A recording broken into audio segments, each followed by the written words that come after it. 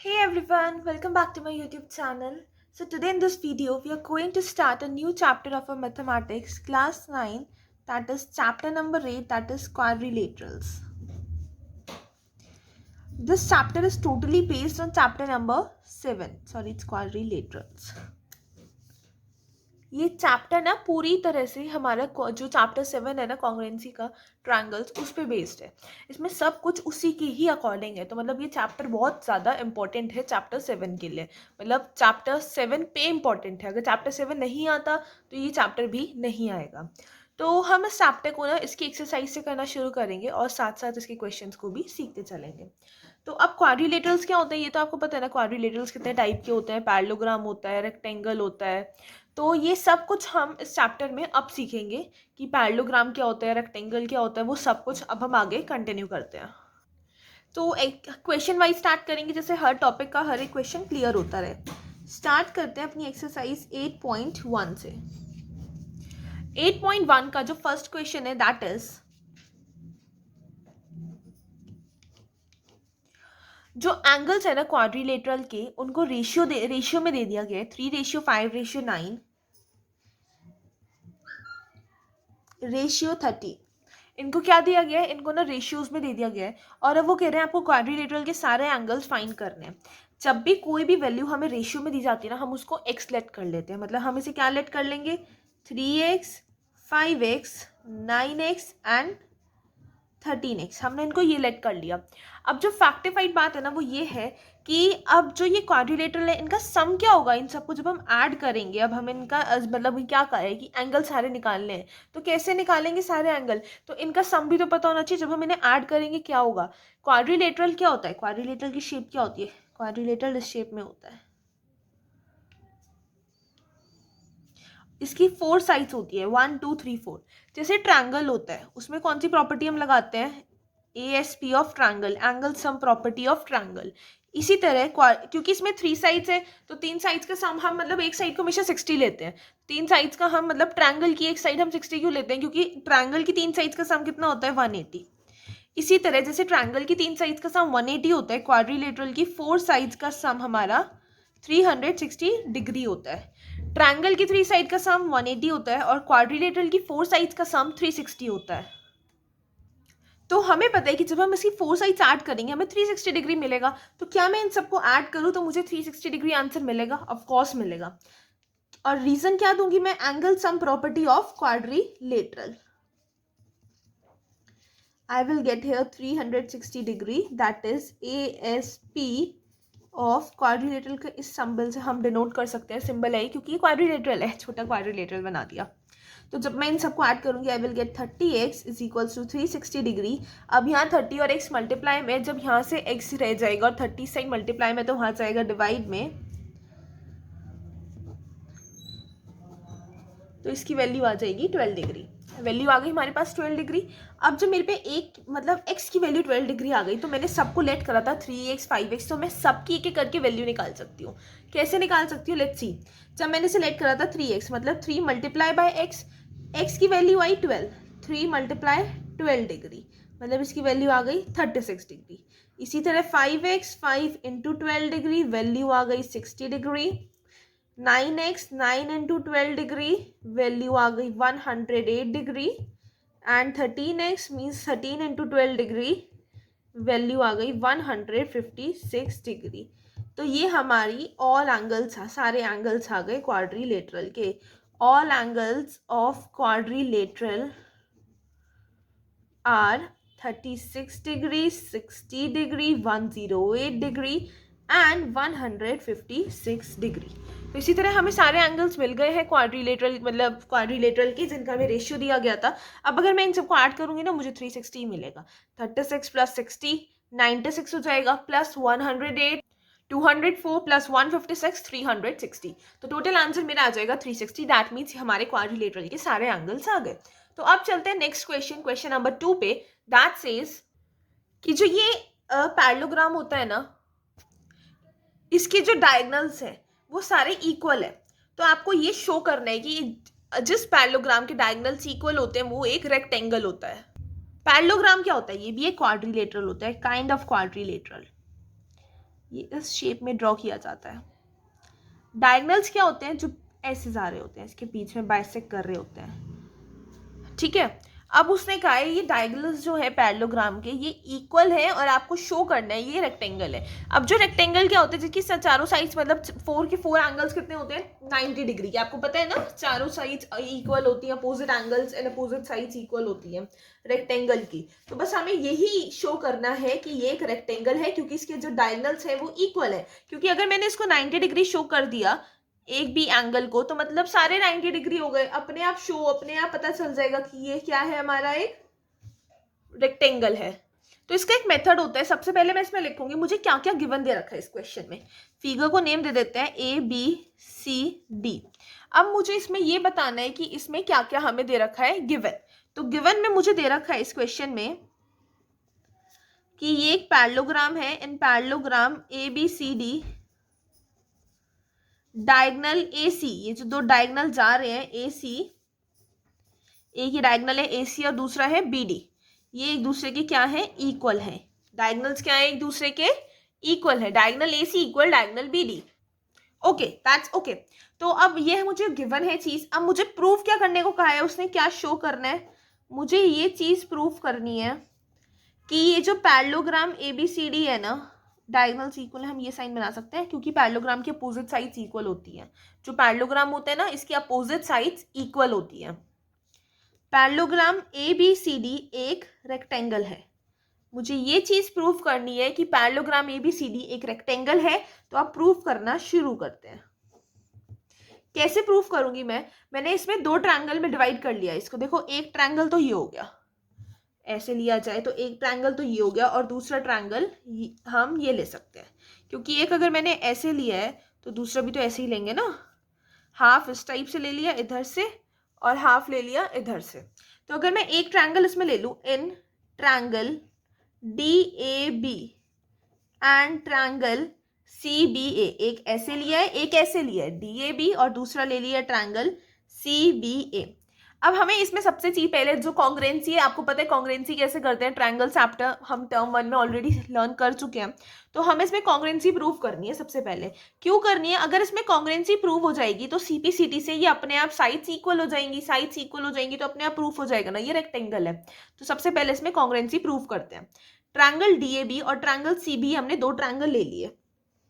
अब इसमें ये जो लाइन AD जा रही है और ये जो BC जा रही है, मैं इन्हें इक्वल शो कर रही हूँ। क्यों कर रही हूँ इक्वल शो? क्योंकि आपको पता है कि एक पैरेललोग्राम है, क्योंकि इसमें गिवन है क्वेश्चन में अगर डायगोनल्स पैरेललोग्राम के इक्वल हैं तो मतलब ये एक पैरेललोग्राम है, और अपोजिट साइड्स पैरेललोग्राम की क्या होती है? इक्वल होती है। एक पैरेललोग्राम की अपोजिट साइड्स इक्वल होती हैं। तो ब्रैकेट में हम लिख देंगे opposite sides of parallelogram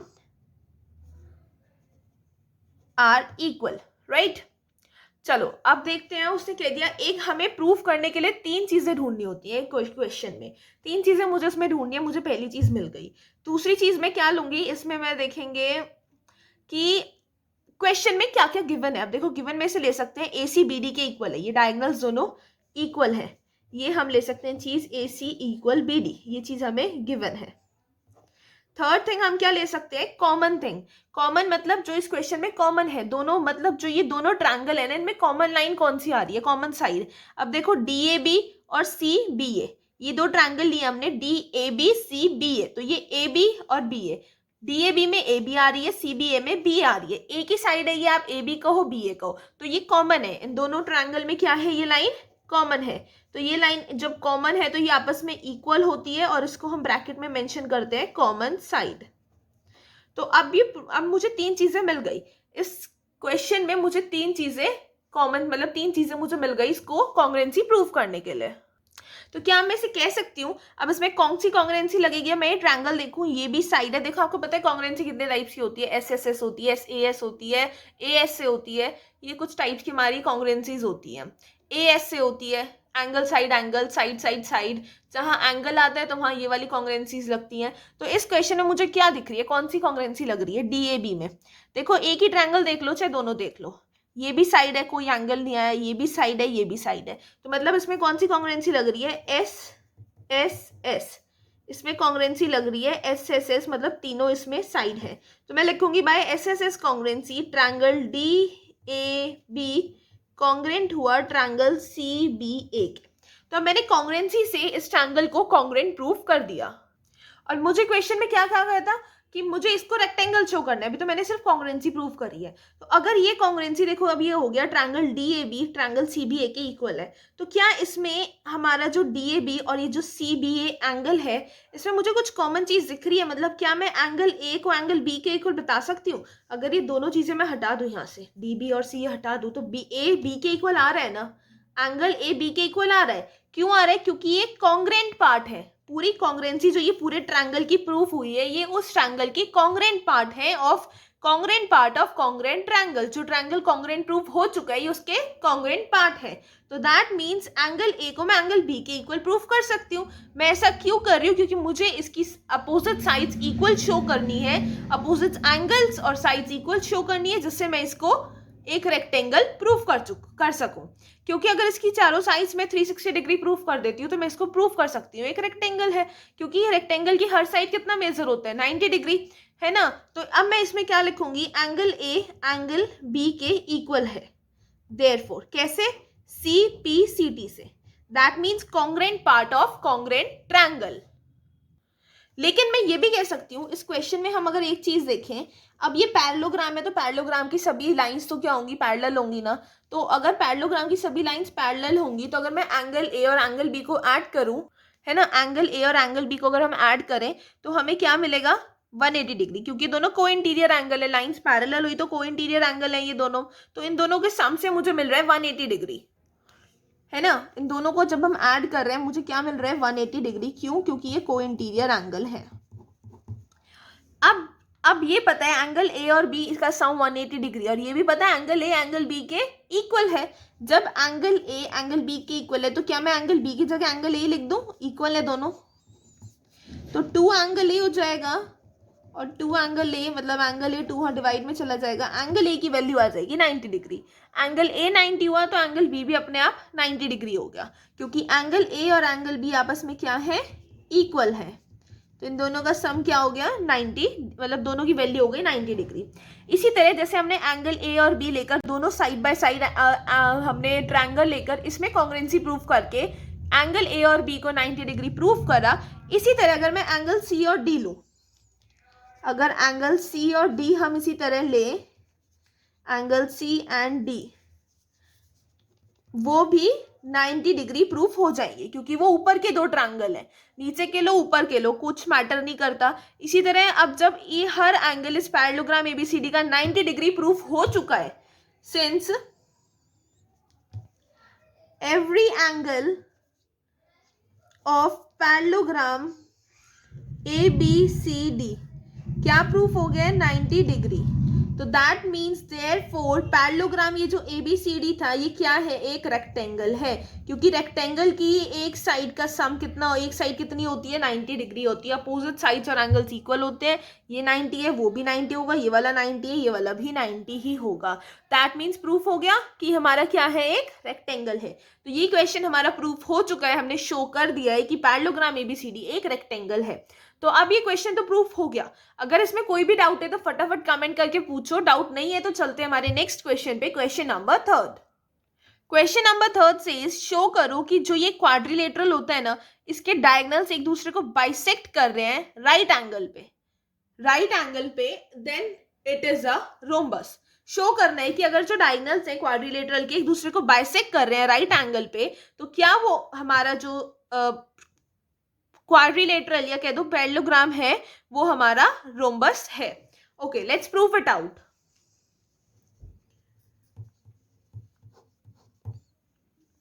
question number 3, what is it saying?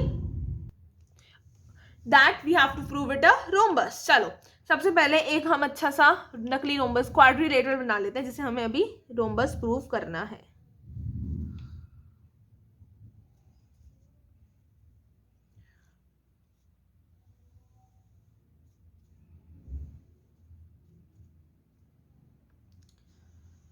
आपको एक बात पता है, रोम्बस की हर साइड इक्वल होती है। Each and every side of rhombus is equal. Parallelogram की सिर्फ अपोजिट साइड्स इक्वल होती है, लेकिन रोम्बस की हर साइड इक्वल होती है। तो रोम्बस की हमें पता है हर साइड इक्वल होती है। और हर एंगल जब हर साइड इक्वल होती है ना हमारी रोम्बस की, तो हमें ये भी पता होना चाहिए कि मतलब इसका हर एंगल, अब हर एंगल इसका 90 डिग्री है इस क्वेश्चन के अकॉर्डिंग, क्योंकि उसने कहा है कि ये जो बाइसेक्ट कर रहे हैं ना, इसकी जो ये लाइंस बाइसेक्ट कर रही हैं पैरेलल, मतलब ये जो डायगनल्स हैं इस क्वाड्रिलेटरल के एक दूसरे को बाइसेक्ट कर रहे हैं, राइट एंगल पे कर रहे हैं, मतलब 90 डिग्री पे एक दूसरे को ये बाइसेक्ट कर रहे हैं। क्वेश्चन में चीज़ गिवन है कि एक दूसरे को 90 डिग्री में बाइसेक्ट कर रहे हैं। इस पॉइंट का नाम दे देते हैं O, और ये सारी साइड्स हमारी इक्वल है, पैरेलल है। Okay, so let's move on. तो अब सबसे पहले इस क्वेश्चन में हम क्या लिखेंगे, इसमें क्या क्या हमें गिवन है, क्वेश्चन में क्या क्या दे रखा है। क्वेश्चन में गिवन है कि ये जो क्वाड्रिलेटरल है ABCD, इसका जो ये डायगोनल है, एक तो है AC और दूसरा है BD, एक दूसरे को बाइसेक्ट कर रहे हैं, बाइसेक्ट ईच अदर, किस पे कर रहे हैं, 90 डिग्री पे, सच दैट कि ये जो OA है OC के इक्वल हो गया और OB किसके इक्वल हो गया, OD के, such that OA is equal OB, OC is equal OD। Also हमें ये चीज़ भी पता है कि अब ये जो एंगल AOB है और ये जो एंगल BOC है और ये जो COD है और ये जो DOA कह दो या AOD कह दो, ये चारों के चारों एंगल 90 डिग्री के, क्योंकि 90 डिग्री पे बाइसेक्ट कर रहे हैं तो इन एंगल की वैल्यू क्या हो गई, चारों की 90 डिग्री। ये भी हमें चीज़ मेंशन करनी होगी क्वेश्चन में, क्योंकि हमें गिवन में सब मेंशन करना होता है। Angle AOB is equals to angle BOC is equal to angle COD is equal to angle DOA, चारों की वैल्यू है 90 डिग्री, क्योंकि ये 90 डिग्री पे बाइसेक्ट कर रहे हैं। अब हमें इस चीज में क्वेश्चन में प्रूफ करना क्या है, हमें ये चीज प्रूफ करनी है, to prove that quadrilateral ABCD क्या है, एक रोम्बस है। क्वाड्रिलेटरल ABCD क्या है, एक रोम्बस है। हमें ये चीज इस क्वेश्चन में प्रूफ करनी है। चलो करते हैं इसको प्रूफ। कॉन्ग्रुएंसी लेते हैं, कौन सी ट्रायंगल की लें, AOB, एडजेसेंट एंगल्स की ले लें या अपोजिट की ले लें, कुछ फर्क नहीं पड़ेगा, तो साइड बाय साइड की ले लेते हैं, क्योंकि पता है अगर हमने इन दोनों की प्रूफ कर दी, एडजेसेंट एंगल है, ये दोनों अगर प्रूफ हो गए तो ये वाले दोनों अपने आप प्रूफ हो जाएंगे सिमिलरली से, तो हमें बस इन दोनों को प्रूफ कर देते हैं, इन ट्रायंगल्स को, इनमें कॉन्ग्रुएंसी प्रूफ कर देते हैं। इसको नेम दे देते हैं एंगल 1, इसे दे देते हैं एंगल 2। इनमें कॉन्ग्रुएंसी प्रूफ करने से हमारी जो मतलब साइड्स हैं वो आपस में इक्वल हो जाएंगी, ये दो साइड्स इक्वल हो गई, ये दो साइड्स इक्वल हो जाएंगी, तो चारों साइड्स आपस में इक्वल शो हो जाएंगी और ये रोम्बस प्रूफ हो जाएगा इजीली। तो सबसे पहले एडजेसेंट एंगल्स में कॉन्ग्रुएंसी करते हैं, तो हम लेते हैं in triangle AOB and triangle COB। COB लेंगे, BOC नहीं लेंगे, क्योंकि यहाँ से स्टार्टिंग कर रहे हैं तो यहाँ से नहीं करेंगे, एक ट्रायंगल AOB एक COB होगा, ठीक है। अब इस ट्रायंगल में सबसे पहले क्या चीज गिवन है कि OA OC के इक्वल है, ये चीज हमें क्वेश्चन में ही गिवन है, OA OC के गिवन इक्वल है, गिवन है। सेकेंड थिंग है एंगल 1 एंगल 2 के इक्वल है, क्योंकि दोनों क्या है, 90 डिग्री है, तो एंगल 1 एंगल, ये चीज हम खुद मेंशन कर सकते हैं कि एंगल हमने यहाँ पर दे दिए दोनों, हमें कुछ भी प्रूफ करने के लिए कुछ भी खुद लिखना पड़ सकता है। और नेक्स्ट चीज हम इसमें दे सकते हैं, ये जो देखो लाइन आ रही है AOB COB, इसमें एक लाइन आ रही है OB, दोनों में OB आ रही है, तो ये कॉमन साइड हो गई, तो ये OB हमें कॉमन साइड भी देनी होती है हमेशा कॉन्ग्रुएंसी में, ये हो गई इसकी कॉमन साइड। तो तीन चीजें प्रूफ हो गई। अब देखते हैं इसमें कौन सी कॉन्ग्रुएंसी सेट होगी। ये एक साइड है, बीच में एक एंगल आ रहा है, फिर एक साइड आ रही है, साइड है फिर एंगल आ रहा है फिर साइड आ रही है, मतलब इसमें कौन सी कॉन्ग्रुएंसी प्रूफ हो रही है, SAS। So by SAS congruency triangle AOB congruent हुआ ट्रायंगल COB के। इसी तरह हमने जैसे इन दोनों ट्रायंगल को कॉन्ग्रुएंट प्रूफ कर दिया है, तो इसका मतलब ये जो लाइन AB हुई ये BC की क्या हो गई, इक्वल हो गई। रोम्बस की सारी साइड्स इक्वल होती है, हमें यही शो करना है कि AB BC के इक्वल हो गई, AB BC के इक्वल हो गई, क्योंकि ये कॉन्ग्रुएंट पार्ट है कॉन्ग्रुएंट ट्रायंगल के। देयरफॉर CPCT से AB BC के इक्वल शो कर दी हमने CPCT से। अगर हम इसे कॉन्ग्रुएंट प्रूफ ना करते हम इन साइड्स को इक्वल शो नहीं कर सकते।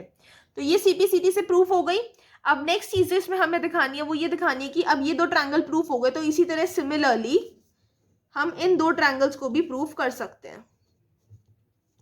Similarly we can prove that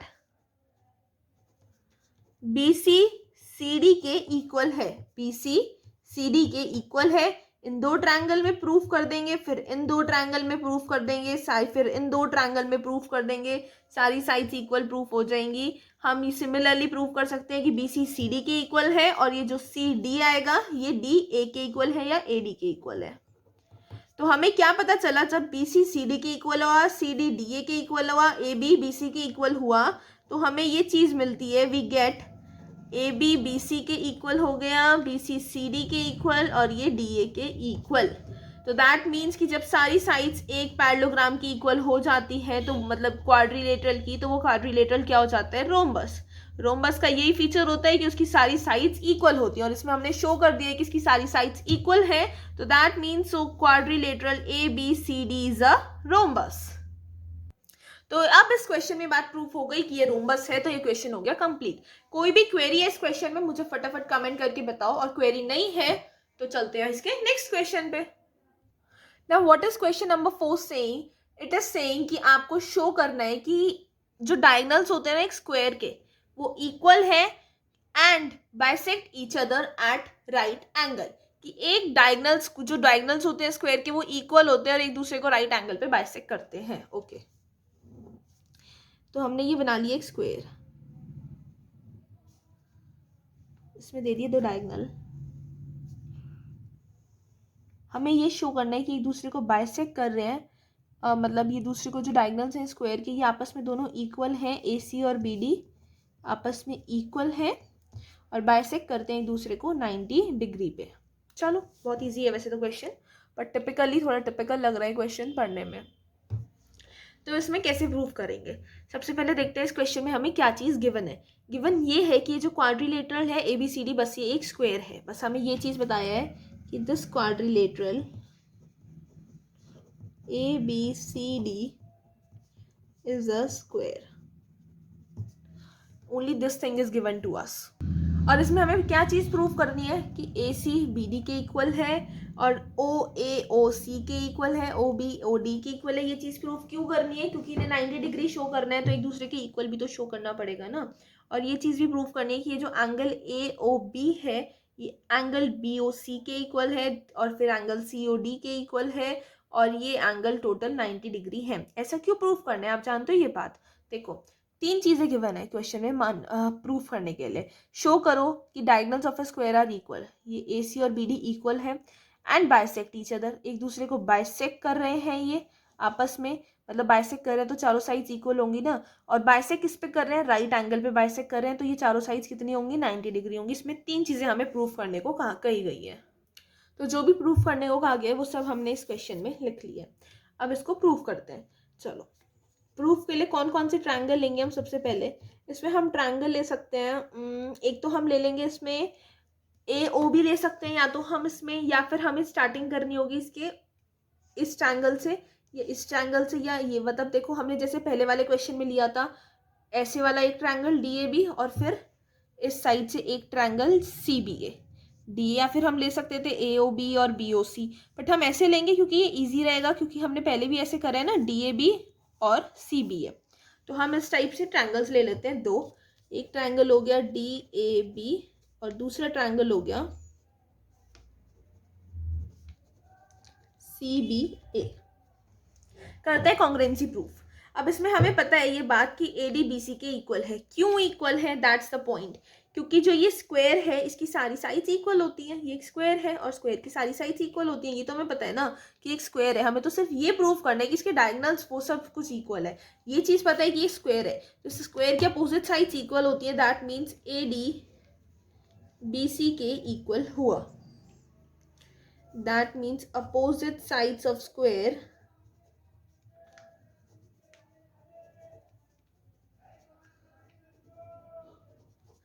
not opposite, all sides of square are equal।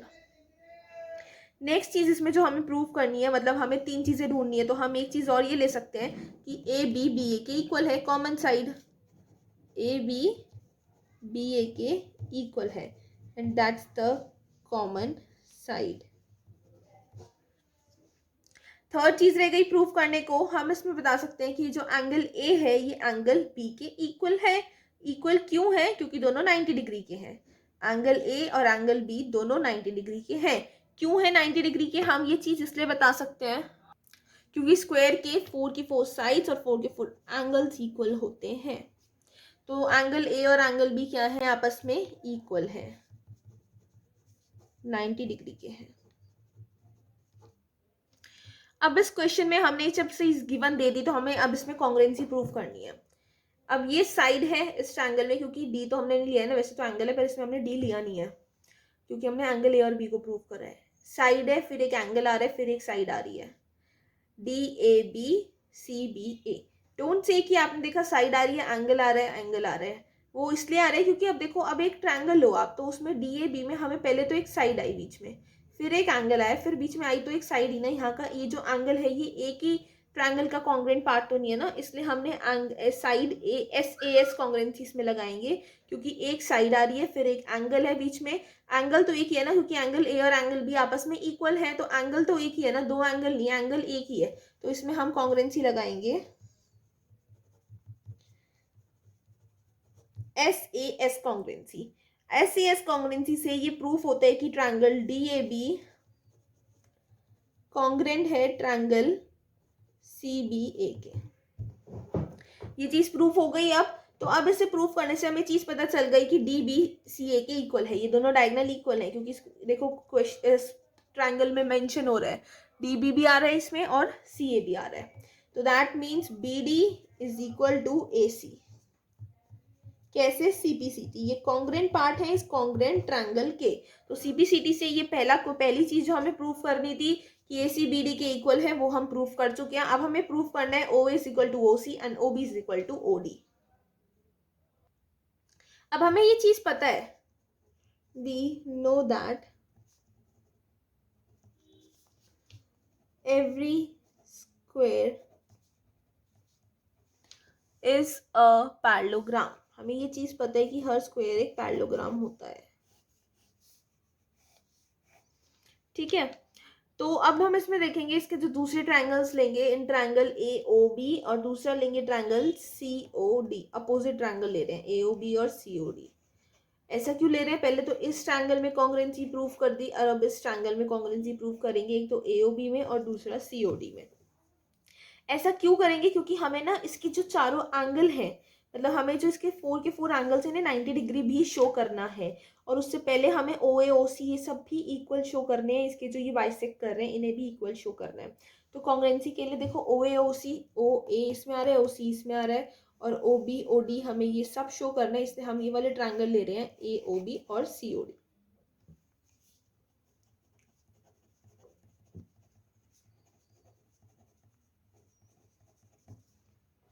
अब हम इसमें सबसे पहले अब एंगल्स का नेम करेंगे, एंगल को नेम देंगे, नामकरण करेंगे एंगल्स का। वो कैसे करेंगे हम इन क्वेश्चंस में? हम एंगल 1 बोलेंगे इसको, ये वाला जो एंगल है ये हो गया एंगल 1, और इसका जो ऊपर बिल्कुल ऑल्टरनेट एंगल जा रहा है ये वाला एंगल 2 हो जाएगा। ये वाला एंगल हो जाएगा इसमें हमारा ये वाला तो कुछ नहीं होगा क्योंकि हमें इसमें प्रूफ नहीं करनी, हम ये वाले 2 ट्रायंगल ले रहे हैं, तो हम इस एंगल को 3 लेंगे और इस एंगल को 4 लेंगे। 1 2 3 4 हमने ये एंगल्स ले लिए, और जो एंगल्स यहाँ बनेंगे हम इन्हें नेम कर देते हैं 5 और 6, आगे काम आएंगे हमारे ये। तो हमने ना एंगल को मान लिया 1 2 3 4। ठीक है, 1 वहाँ है, 2 है, 3 है, 4 यहाँ है। अब देखो हमने एंगल्स क्यों लिए इसमें? क्योंकि हम इन एंगल 1 एंगल 2 एंगल 3 और एंगल 4 को इक्वल शो कर सकते हैं कि एंगल 1 एंगल 2 के इक्वल है, एंगल 3 एंगल 4 के इक्वल है। क्यों है? क्योंकि ऑल्टरनेट इंटीरियर एंगल है, इसलिए हमने इन्हें इक्वल शो कर दिया। अब हमें 2 चीजें मिल गई। अब एक लास्ट चीज मुझे इसमें शो करनी है कि ए बी सी डी के इक्वल है। क्यों है? क्योंकि सारी साइड स्क्वायर की इक्वल होती है। ए बी सी डी के इक्वल है because all sides of square are equal. ये चीज़ मुझे 3 चीज़ें मिल गई, मुझे 3 चीज़ें दिखानी थी, मुझे कुछ मिल नहीं रहा था, इसलिए मैंने एंगल्स ले लिए। तो अब मैंने इसमें 3 चीज़ें प्रूव कर दी। अब मुझे बताना है इसमें कौन सी कॉन्ग्रुएंसी लग रही है। देखो 2 एंगल आ रहे हैं, एक ये आ रहा है, तो आप ये मत कहना कि ए एस सीधा लग रही है। देखो एंगल किसके बीच में आ रहा है, फिर आ रहा है साइड में। अब एक एंगल आया, एक यहाँ पे साइड आई, फिर एक एंगल आया, एक ये तो हमने दूसरे पार्ट के लिए लिए हैं, ये हमने इसमें यूज़ नहीं करा एंगल 5 और 6। एक एंगल आया, एक साइड आई, एक एंगल आई, ये हमने दूसरे पार्ट के लिए लिया, अभी हमने इन्हें यूज़ नहीं करा है। तो इन ट्रायंगल्स में फिलहाल के लिए कॉन्ग्रुएंसी लग रही है ए एस से।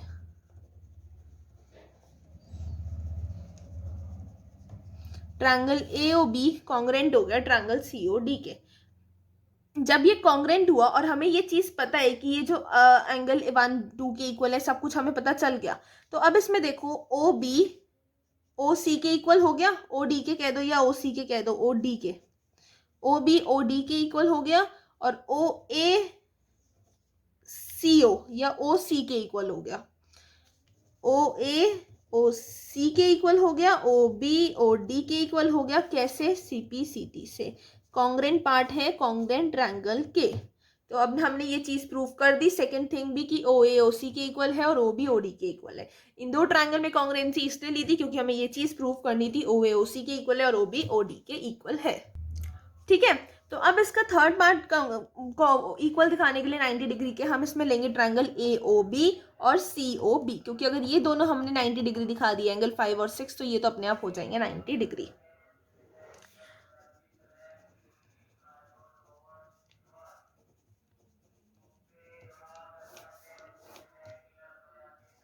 इसमें हमें पता है क्या चीज़ देखो प्रूफ करनी है कि ए बी सबसे पहले तो सी बी के इक्वल हुआ। क्यों हुआ? क्योंकि स्क्वायर की चारों साइड्स इक्वल होती हैं। 3 चीज़ें ढूंढनी है, ए बी सी बी के इक्वल हुआ, all sides of square are equal, ये चीज़ प्रूफ हो गई। नेक्स्ट है इसमें जो कॉमन लाइन आ रही है O B, A O B C O B, common line O B आ रही है, ये कॉमन है, common side.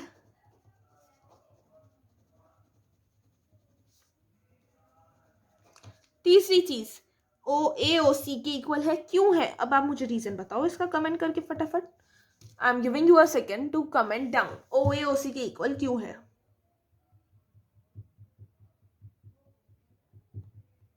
Late me tell you. अभी अभी प्रूव करा है ओ ए ओ सी के इक्वल है, प्रूव्ड अबव, प्रूव्ड अबव। चलो ये चीज़ हो गई, 3 चीज़ें मिल गई। इसमें मेरा कोई भी एंगल नहीं आया, तीनों की तीनों साइड्स आई है, तो मैं इजीली आंख बंद करके कह सकती हूँ इसमें कौन सी कॉन्ग्रुएंसी लग रही है, एस एस एस कॉन्ग्रुएंसी लग रही है। Triangle A O B triangle C O B के हो गया है कॉन्ग्रुएंट, और इसके कॉन्ग्रुएंट होने से एंगल 5 एंगल 6 के इक्वल हो गया है। क्यों हो गया है? क्योंकि ये सी पी सी टी से इक्वल हुआ है। ये कॉन्ग्रुएंट पार्ट है कॉन्ग्रुएंट ट्रायंगल के। जब ये पूरा ट्रायंगल कॉन्ग्रुएंट हो गया सी ओ बी, अब ये जो ओ बीच में आ रहे हैं इसके ये पार्ट है दोनों, तो इस कॉन्ग्रुएंट पार्ट में सी पी सी टी लगी और ये हमारे इक्वल हो गए। अब मैं इन दोनों को अगर ऐड करूं तो मेरे को पता है कि 180 डिग्री आएगा। क्यों आएगा? क्योंकि ये दोनों क्या है, लीनियर पेयर है। ये चीज़ मुझे पता है ना, ऐड करने से इसमें 180 डिग्री आएगा। लेकिन अभी प्रूफ करा एंगल 5 एंगल 6 के इक्वल है, लेकिन अगर मैं एंगल 6 की जगह एंगल 5 ही रख दूं क्योंकि इक्वल है ये, तो मेरे पास क्या आ जाएगा, 2 angle 5 is equal to 180 degree, और 5 की वैल्यू आ जाएगी हमारे पास 90 डिग्री। तो एंगल 5 की वैल्यू आ गई 90 डिग्री। ठीक है, तो अब आपको पता चल गया जब एंगल 5 की वैल्यू 90 डिग्री आ गई तो मतलब एंगल 6 की वैल्यू भी क्या आएगी, 90 डिग्री। तो दैट मीन्स कि डायगोनल ए सी और बी डी क्या हो गए आपस में, इक्वल। वो तो हम ऑलरेडी प्रूफ कर चुके हैं, लेकिन अब हमने इससे क्या प्रूफ करा कि ये जो हमारा ए बी सी ट्रायंगल है, ए बी सी नहीं A O C, sorry, triangle A O C is equal to triangle BOD is equals to triangle CO. Angle AOC is equal to angle BOC is equal to, थोड़ी minor mistake हो गई इसमें, हमने यहाँ गलत लिख दिया है, ये होगा angle AOB is equal to angle BOC is equal to angle COD is equal to angle DOA is equal to 90 degree. क्यों हुआ ऐसा? क्योंकि इस क्वेश्चन में अगर ये वाला एंगल 590 हो गया, एंगल 690 हो गया, तो ये वाले तो अपने आप 90 हो जाएंगे ना, 90 90 180 इधर लीनियर पेयर से ये 90 ये 90, अपोजिट साइड्स वर्टिकल अपोजिट ही ले लो, ये अपने आप 90 हो जाएंगे जब चारों एंगल चारों साइड्स इक्वल प्रूफ, चारों एंगल प्रूफ कर दिए 90 डिग्री, जो हमें क्वेश्चन में कहा गया था कि एक दूसरे को 90 डिग्री पे बाइसेक्ट कर रहे हैं, वो हम प्रूफ कर दिया, तो AOB BOC के और COD DOA के इक्वल हो गए, मतलब थर्ड पॉइंट जो हमें प्रूफ करना था हमने वो भी प्रूफ कर दिया। तो हम इस क्वेश्चन में सब कुछ प्रूफ कर चुके हैं। हेंस प्रूव्ड, ये क्वेश्चन हमारा पूरा प्रूफ्ड हो चुका है। मतलब हमें ये भी पता चल गया है कि जो डायगोनल AC और BD है एक दूसरे के परपेंडिकुलर है। क्या है? परपेंडिकुलर, मतलब 90 डिग्री के हैं।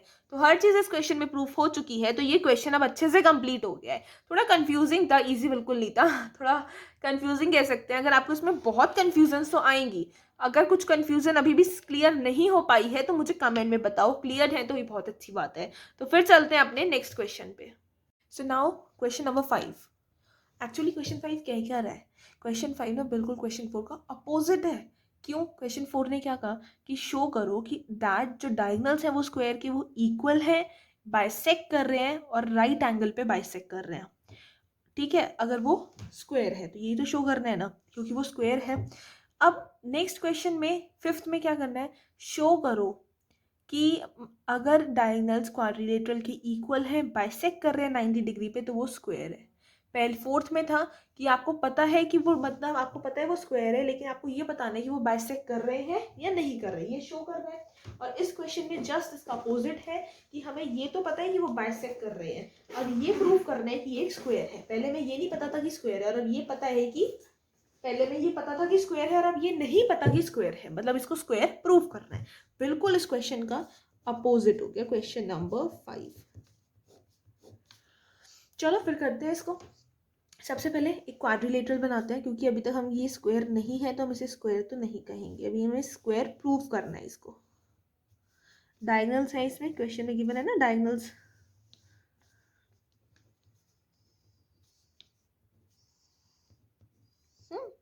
ABCD बाइसेक्ट कर रहे हैं 90 डिग्री पे, गिवन है क्वेश्चन में, बाइसेक्ट कर रहे हैं 90।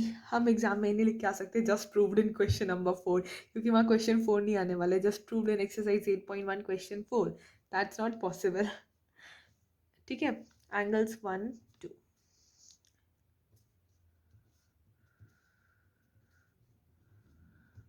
ठीक है, तो चलो करते हैं अब इस क्वेश्चन को।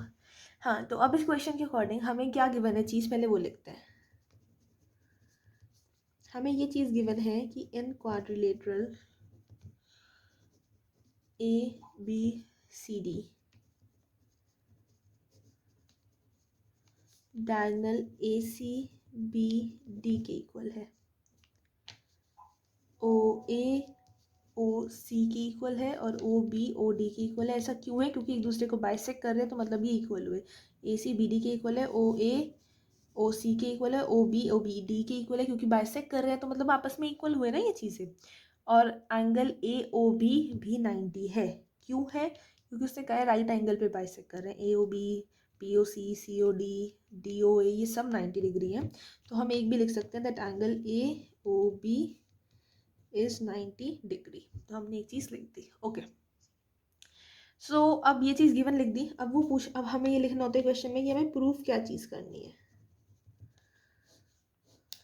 टू प्रूव, जो चीज़ हमें अब प्रूव करनी है वो ये करनी है कि क्वाड्रिलेटरल ABCD क्या है, एक स्क्वायर है।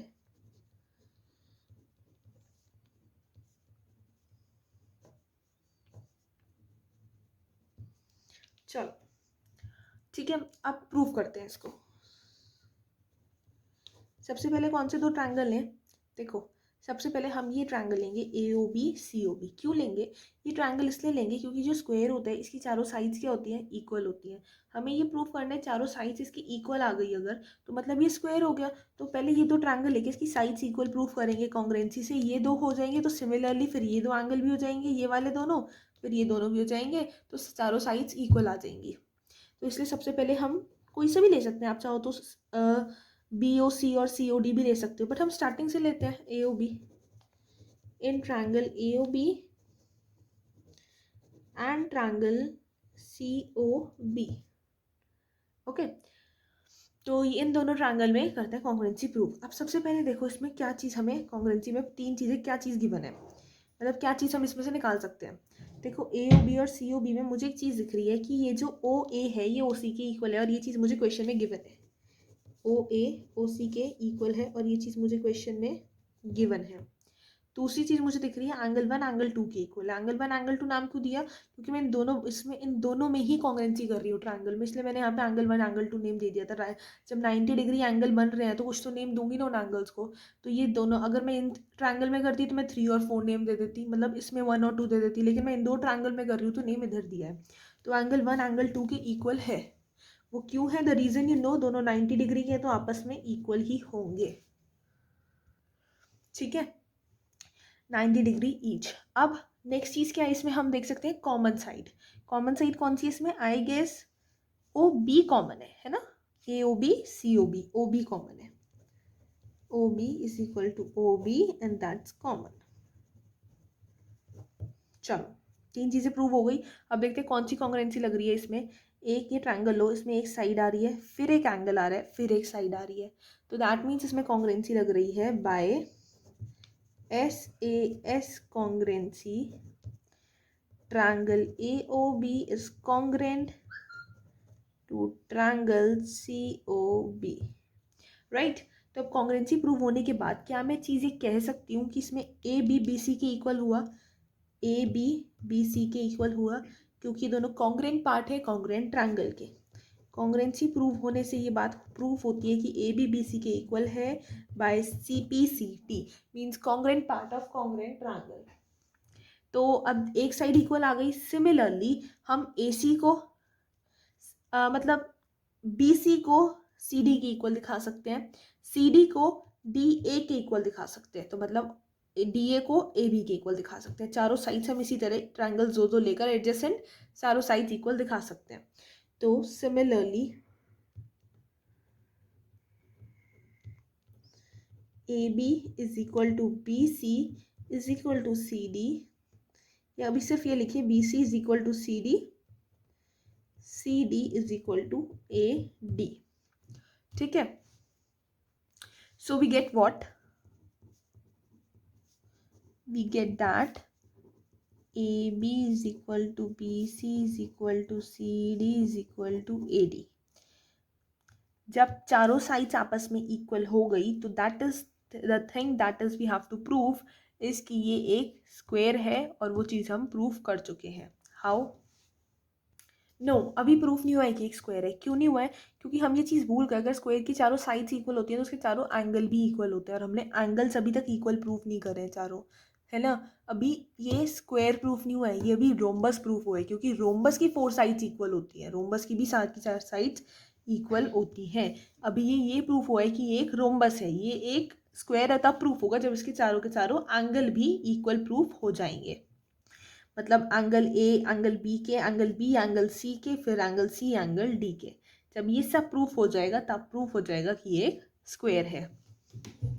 So therefore we will write quadrilateral ABCD is a rhombus, क्योंकि रोम्बस की साइड सारी इक्वल होती हैं और स्क्वायर की सारे एंगल्स, ये चीज़ हमने थोड़ी गलती कर दी, क्योंकि रोम्बस की सारी साइड्स इक्वल होती हैं और स्क्वायर के सारे एंगल्स इक्वल होते हैं। अब हमें ये बात पता है, we know that every rhombus, हर रोम्बस भी क्या होता है, एक पैरेललोग्राम होता है, इज अ पैरेललोग्राम। हर रोम्बस एक पैरेललोग्राम होता है। तो अब पैरेललोग्राम होता है हर रोम्बस, तो मतलब उसकी सारी साइड्स क्या होती हैं, आपस में पैरेलल होती हैं। इसमें हम आगे कॉन्ग्रुएंसी चला सकते हैं। तो इसमें हम ट्रायंगल्स लेंगे DAB और CBA। DAB और CBA इसलिए लेंगे हम इसमें ट्रायंगल्स, क्योंकि हमें कॉन्ग्रुएंसी में एंगल्स प्रूफ करने हैं, एंगल्स इक्वल दिखाने हैं, एंगल A एंगल B के, ये C के, ये जो एंगल्स यहाँ बने होते हैं स्क्वायर में 4 एंगल्स, ये। सो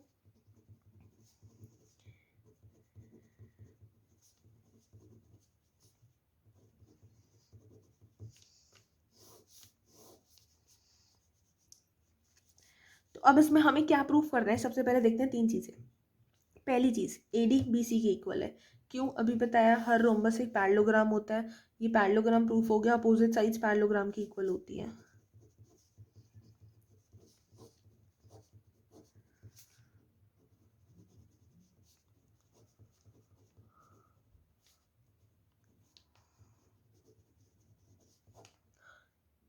opposite sides of parallelogram are equal. दूसरी कॉमन चीज़ BDAC के इक्वल है। क्यों है? प्रूव्ड है यार, डायगोनल्स हैं, गिवन है क्वेश्चन में, है ना। BDAC के इक्वल है, गिवन है। थर्ड चीज AB is equal to BA, common.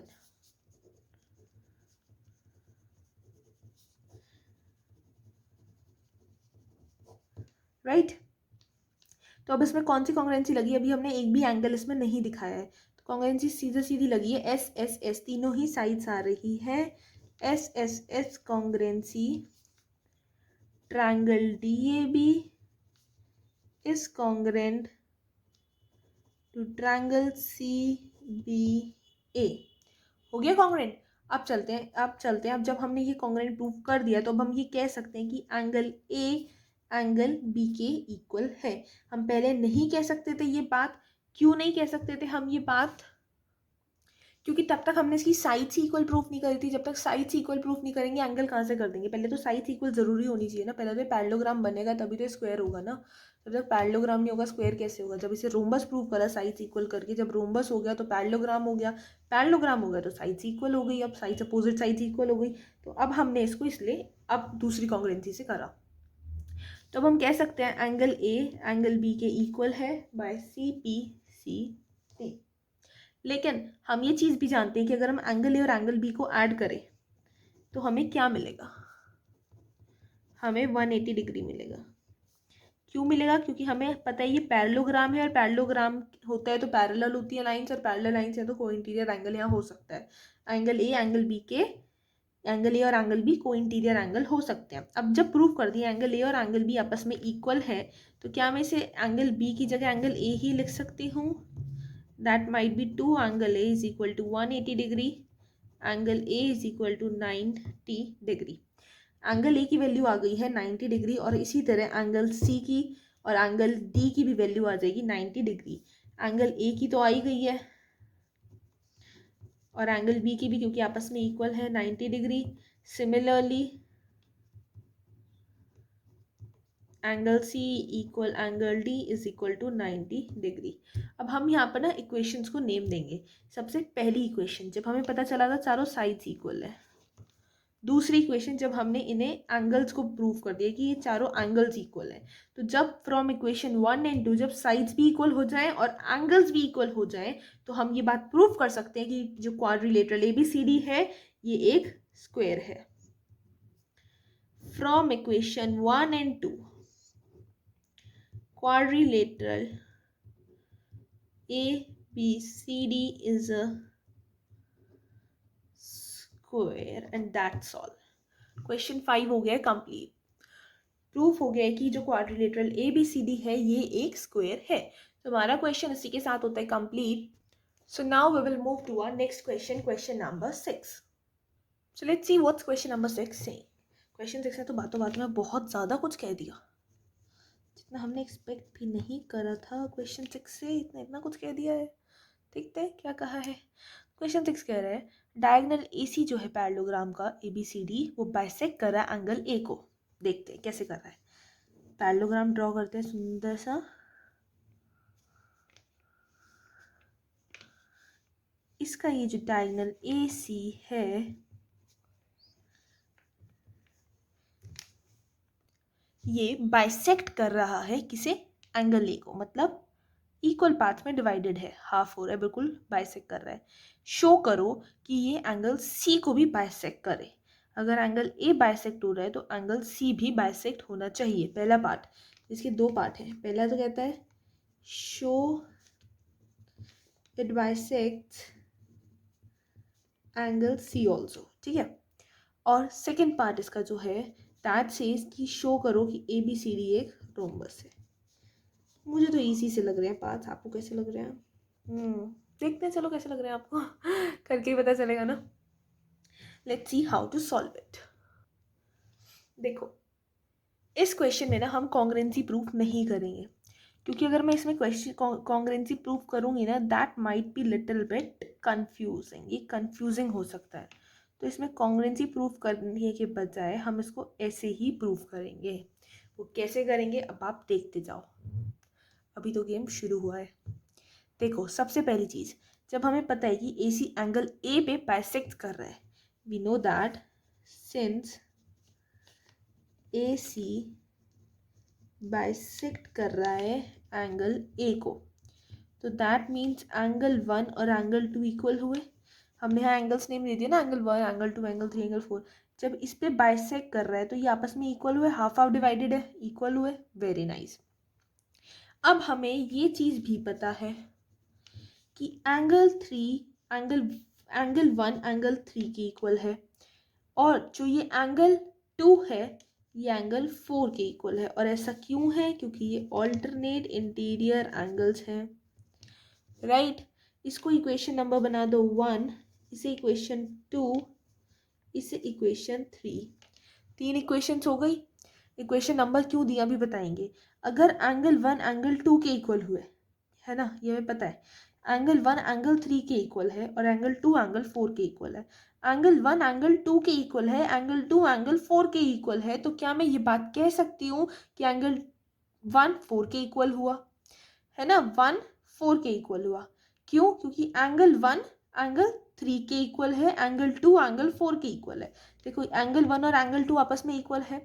अगर एंगल 1 और एंगल 2 इक्वल है और 2 4 के इक्वल जा रहा है, तो एंगल 1 और एंगल 4 भी तो इक्वल हुए ना।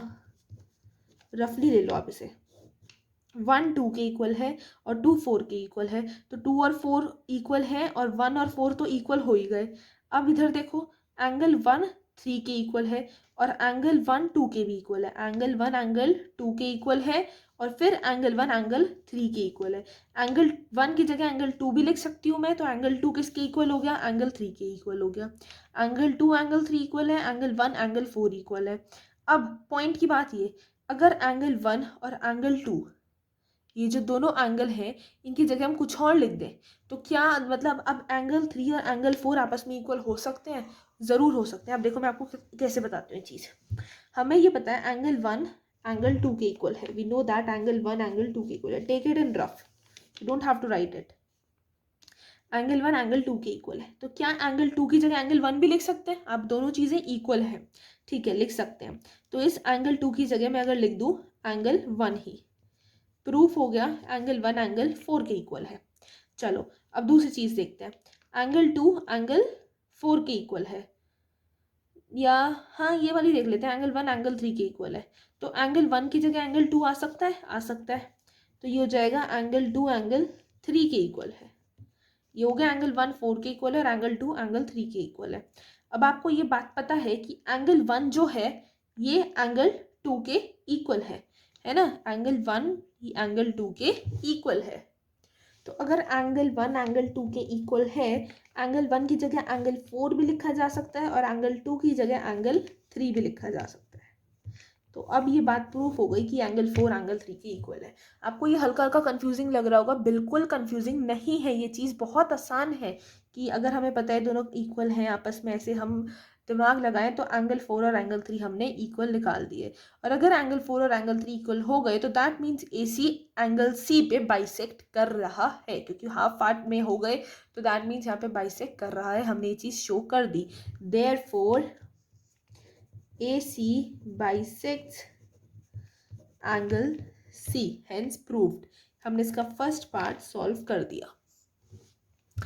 बहुत ज़्यादा कंफ्यूजिंग नहीं है ये, बिल्कुल भी कंफ्यूजिंग नहीं है, ये तो बहुत छोटी सी बात है। एंगल 4 को एंगल 3 के इक्वल दिखाना था, लेकिन उसको हमने अच्छे से समझा है, इसलिए हमने उसको थोड़ा एक्सटेंड कर दिया।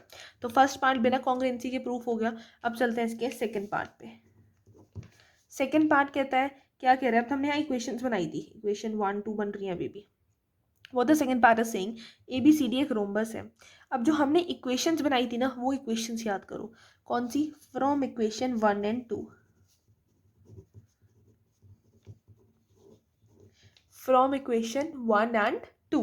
ये जो दो इक्वेशंस हैं, अब इनमें देखो, एंगल 1 एंगल 4 के इक्वल प्रूव करा था और एंगल 2 एंगल 3 के, एंगल 1 एंगल 4 के इक्वल प्रूव करा था।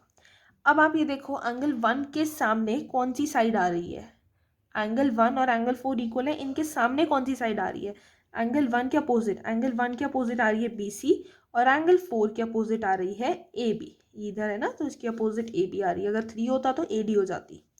1 के अपोजिट आ रही है BC और 4 के अपोजिट आ रही है AB।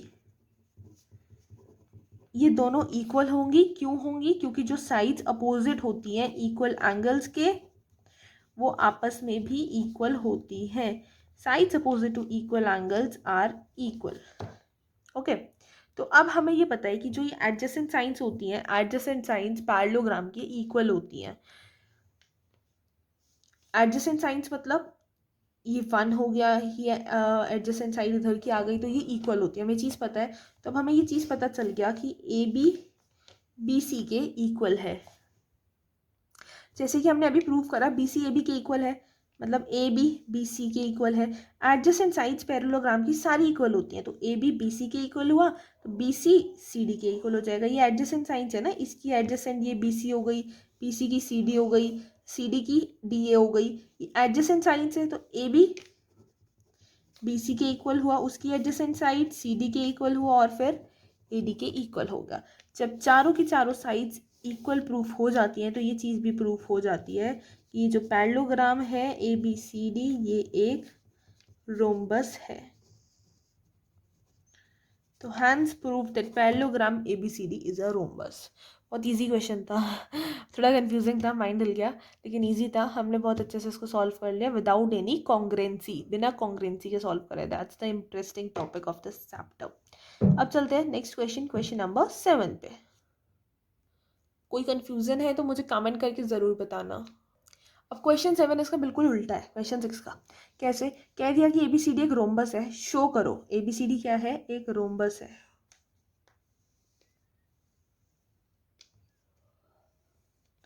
शो करो कि इसका जो डायगोनल AC है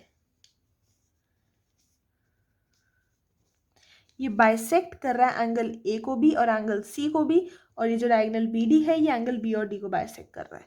अब पता है कि ये रोम्बस है, बस ये बताना है ये एंगल A B C और D को बाइसेक्ट कर रहे हैं या नहीं कर रहे हैं। हमें ये बात अच्छे से पता है कि हर रोम्बस एक पैरेललोग्राम होता है।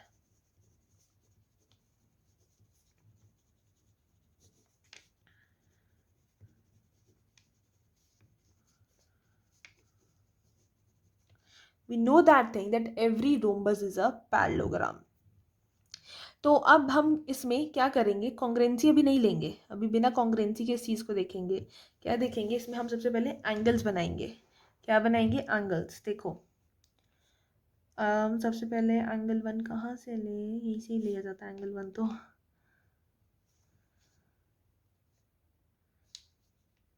ये इस तरह से एंगल 2 कर देते हैं, उसको एंगल 1 कर देते हैं, उसका मन कर रहा होगा ना।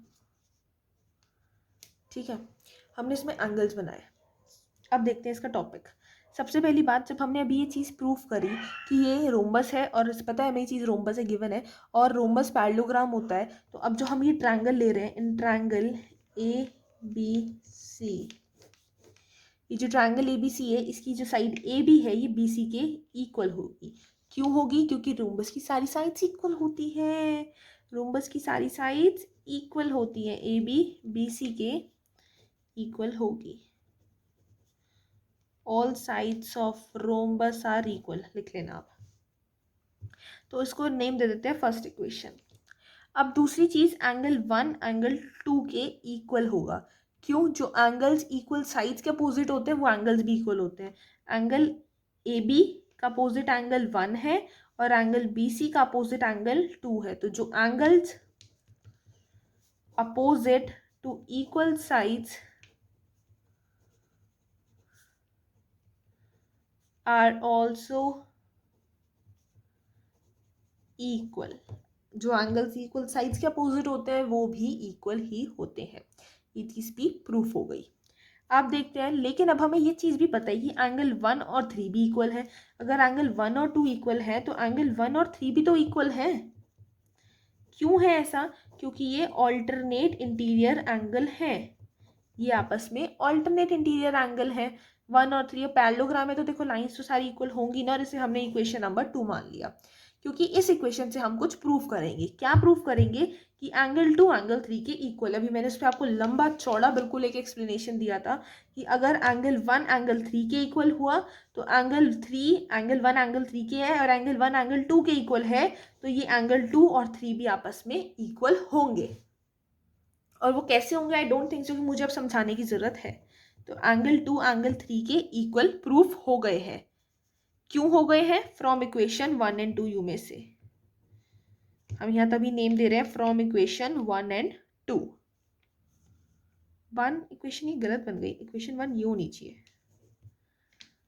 From equation 1 and 2 angle 2 angle 3 के इक्वल है।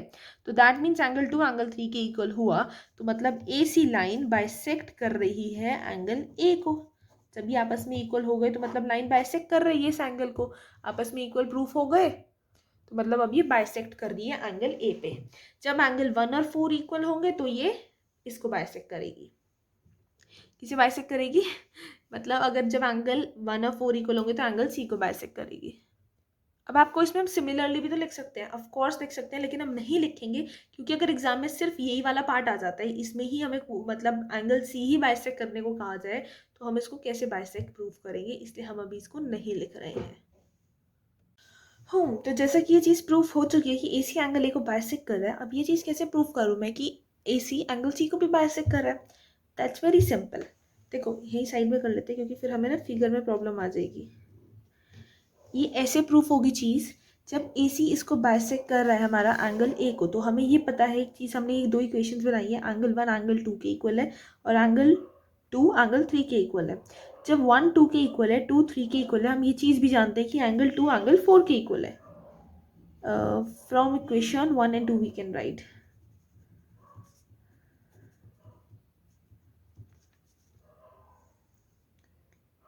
अभी इक्वेशन 1 एंड 2 का काम नहीं आया है, अभी हम सिंपल पहले यही लिख सकते हैं कि ऑल्सो एंगल 2 एंगल 4 के इक्वल है। ये क्यों है? क्योंकि ऑल्टरनेट इंटीरियर एंगल है, ये ऑल्टरनेट इंटीरियर एंगल है ना, तो ये तो इसलिए इक्वल हो गए। अब हम लिख सकते हैं फ्रॉम इक्वेशन 1 एंड 2।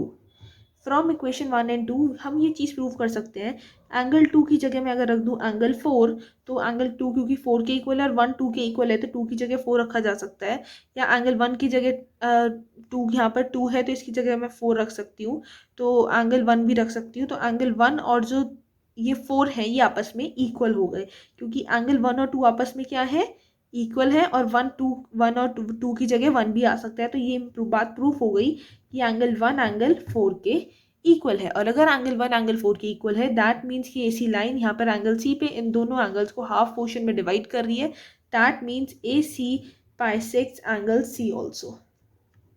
ये बात तो हो गई ना प्रूफ। अब हम आगे चल सकते हैं क्योंकि अब हमें ये चीज़ पता है कि अब हमारी फिगर का काम फिनिश हो गया। अब हमारी जो अब नेक्स्ट मतलब ये चीज़ आनी है वो ये आनी है कि हमें ये प्रूफ करना है कि जो BD है ये बाइसेक्ट कर रहा है हमारा एंगल B को और as well as angle D को। तो ये हम नेक्स्ट फिगर ड्रॉ करके भी प्रूव कर सकते हैं। तो हम एक बार फिगर को और ड्रॉ कर लेते हैं जिससे हमें बार बार पीछे ना जाना पड़े। फिगर ड्रॉ कर ली। अब हमें ये बताना है तो हम इसमें कौन सा ट्रायंगल लेंगे? हम इसमें लेंगे ट्रायंगल ABD, क्योंकि मुझे B और D पे ही तो कुछ काम करना है ना, तो मैं ट्रायंगल ABD ही लूँगी।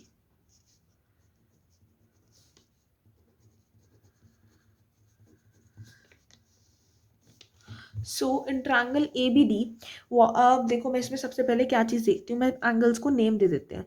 एंगल्स को नेम कैसे देंगे? 1 2 3 4 हम पहले दे चुके थे, तो हम यहाँ से 1 2 3 दे चुके थे, तो हम यहाँ से 4th एंगल से स्टार्ट करेंगे। 4th एंगल से या 5th से कर ले, 4th से कर लेते हैं चलो। नहीं 1 2 3 4 हम पहले यूज़ कर चुके हैं, हमें 5th एंगल से स्टार्ट करना है। ये रहा एंगल 5, ये वाला होगा एंगल 6, ये वाला 7 होगा और ये वाला 8 होगा। ठीक है, सबसे पहली चीज़ जो हम इसमें लिखेंगे वो ये लिखेंगे कि ये जो AB साइड है ये AD के इक्वल है। क्यों है? क्योंकि ये एक क्या है? रोम्बस है, और रोम्बस की सारी साइड्स इक्वल होती है।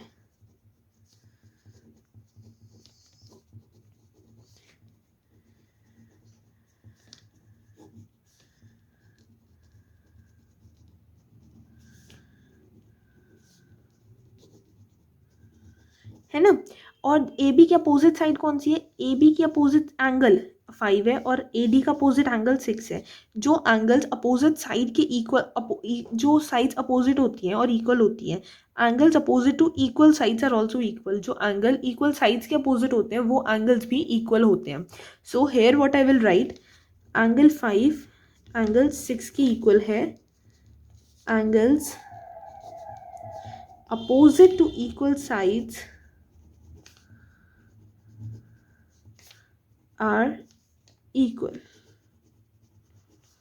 right? तो अब इसको मैं इक्वेशन नंबर 4 दे रही हूँ क्योंकि 3 इक्वेशंस पहले हो चुके हैं, इसको मैंने इक्वेशन नंबर 4 मान लिया। तो जैसे मैंने इसको इक्वेशन नंबर 4 माना है तो अब हम आगे लिखेंगे कि एंगल नंबर 5 एंगल 7 के इक्वल है। क्यों है? ऑल्टरनेट इंटीरियर एंगल है, दिस यू मे राइट, और ये इक्वेशन मैंने बना दी 5।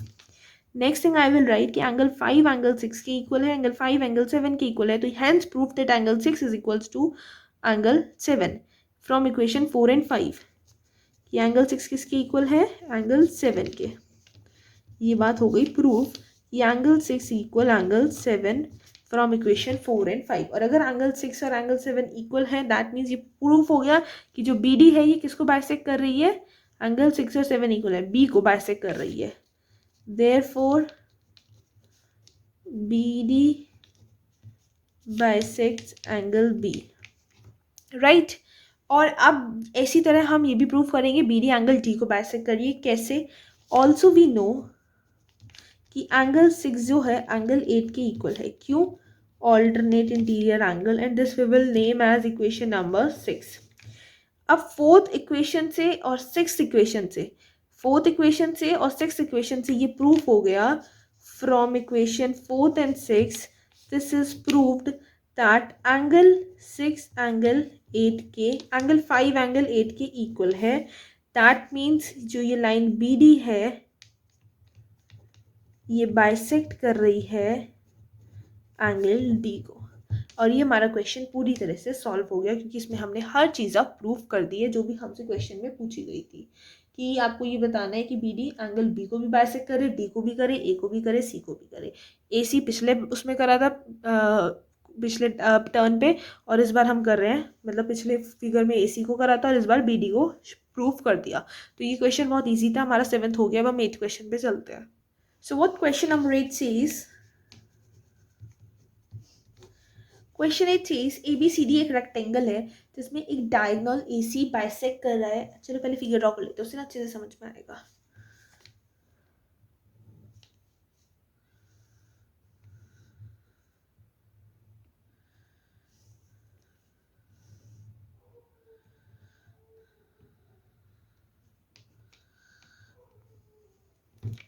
ABCD एक डायगोनल है जिसमें जो ये एंगल A है as well as angle C है इसको AC बाइसेक्ट कर रहा है। दैट मीन्स बाइसेक्ट हो रहे हैं ऑलरेडी।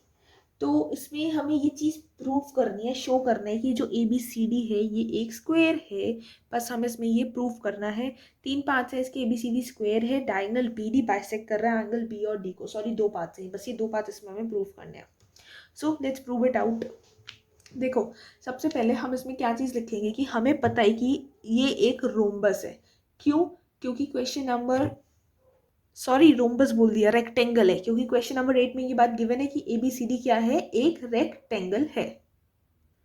सो सबसे पहले हम ऐसे लिखेंगे, हमें पता है ये बात, वी नो, ये लाइन लिखे बिना ना हम कोई भी चीज़ को प्रूव नहीं कर सकते। That we know that every rectangle, हर रेक्टेंगल क्या होता है? एक पैरेललोग्राम होता है। हमें ये बात पता है कि हर रेक्टेंगल एक पैरेललोग्राम होता है। तो इसीलिए अगर, और ये चीज़ भी हमें पता है कि ये जो AC है, सिंस AC बाइसेक्ट्स एंगल A, हमें ये बात भी पता है AC एंगल A को बाइसेक्ट कर रही है। Therefore angle 1 is equal to angle 2। ऐसा क्यों? एंगल पहले यहाँ लिखना तो भूलिएगा, एंगल 1 एंगल 2 के इक्वल बता दिया। देखो यहाँ पर ये वाला जो एंगल है ये 1 है और ये 2 है, ये आपस में इक्वल हुए। इक्वल क्यों हुए? ये इसलिए इक्वल हुए क्योंकि हमें पता है AC इसको बाइसेक्ट कर रही है एंगल A को, तो एंगल 1 और 2 तो ऑब्वियसली इक्वल ही होंगे, हाफ पार्ट्स में डिवाइड करती है क्योंकि वो। ऑल्सो हमें ये चीज़ भी पता है कि एंगल 2 एंगल 3 के इक्वल है। क्यों है? ये ऑल्टरनेट इंटीरियर एंगल्स हैं। ये इक्वेशन 2 हो गई, ये इक्वेशन 1 हो गई। अब इन दोनों इक्वेशन से हम ये बात प्रूव कर सकते हैं from equation 1 and 2 that angle 1 angle 3 के इक्वल है। एंगल 1 एंगल 3 के इक्वल है, क्योंकि 1 2 के इक्वल है, तो अगर 2 3 के इक्वल है, 2 की जगह 3 रख दिया जाए तो एंगल 1 किसके इक्वल हो जाएगा, एंगल 3 के। और आपको एक बात बताई थी, sides opposite to equal angles are equal. जो एंगल्स अपोजिट होते हैं इक्वल साइड्स के वो भी इक्वल होते हैं, जो साइड्स अपोजिट होती हैं इक्वल एंगल्स के वो भी इक्वल होते हैं। और एंगल 1 के अपोजिट साइड कौन सी है, BC, और एंगल 3 के अपोजिट साइड है AB। तो that means BC is equal to AB।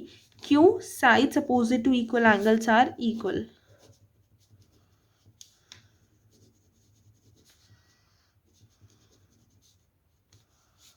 Equal angles are equal, right. Yes, one more thing, अब हमने ये बात प्रूव कर दी कि BC AB के इक्वल है, मतलब AB BC के इक्वल है, और सारी रेक्टेंगल की सारी एडजेसेंट साइड्स आपस में इक्वल होती है। रेक्टेंगल की एडजेसेंट साइड्स आपस में क्या होती है, इक्वल होती हैं। तो दैट मीन्स रेक्टेंगल की अगर चारों साइड्स आपस में इक्वल होती हैं, ये भी इक्वल है, इक्वल है, इक्वल है, इक्वल है, और स्क्वायर की प्रॉपर्टी होती है कि स्क्वायर में सारी साइड्स इक्वल होती हैं। रेक्टेंगल की तो एडजेसेंट साइड्स इक्वल होती हैं। AB BC के इक्वल है, तो BC और CD इक्वल हुए, CD DA के इक्वल हुए, है ना। और अगर उसकी सारी साइड्स इक्वल हो गई है तो हमारा, अगर ये बात हो जाएगी, देखो, adjacent sides of rectangle are equal, of a rectangle are equal, then AB BC के इक्वल हो गया, BC CD के इक्वल हो गया, CD AD के इक्वल हो गया, therefore ABCD is a square. ये बात प्रूफ हो गई, ABCD एक स्क्वायर है, क्योंकि जब चारों साइड्स इक्वल हो गई तो ABCD हमारा स्क्वायर प्रूफ हो गया। ये हो गया। अब इसका नेक्स्ट पार्ट पे चलते हैं, option number B, that is saying कि डायगोनल BD बाइसेक्ट कर रहा है एंगल B को भी और एंगल D को भी। ये कैसे प्रूफ करेंगे, चलो देखते हैं। ट्रायंगल ले लेते हैं ABD, यहाँ पे 5, ये 6,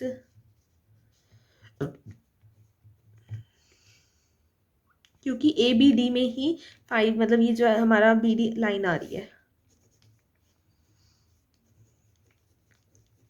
अब इस ट्रायंगल में सबसे पहले देखो, AB AD के इक्वल है। AB किसके इक्वल है, AD के, है ना। क्यों है ऐसा, AB AD के इसलिए इक्वल है क्योंकि ये जो है स्क्वायर प्रूफ कर रहा है हमने अभी अभी, और स्क्वायर की चारों साइड्स इक्वल होती है, और इनके अपोजिट एंगल्स भी इक्वल होंगे। AB का अपोजिट है 5 और उसका AD का है 6, तो एंगल 5 ही एंगल 6 ही इक्वल होगा। वही सेम डेफिनेशन होनी है, angles opposite to equal sides are equal. लेकिन हमें ये भी पता है कि एंगल 5 और जो एंगल 6 है, ये एंगल 5 और जो एंगल 7 है, but we know that angle 5 angle 7 के इक्वल है। ऐसा क्यों, क्योंकि ये ऑल्टरनेट इंटीरियर एंगल है। सो इस इक्वेशन 1 और इस इक्वेशन 2 से ये बात प्रूफ हो जाती है, from equation 1 and 2, that from equation 1 and 2 it is proof that angle 5 किसके इक्वल हुआ, एंगल 7 के इक्वल हुआ।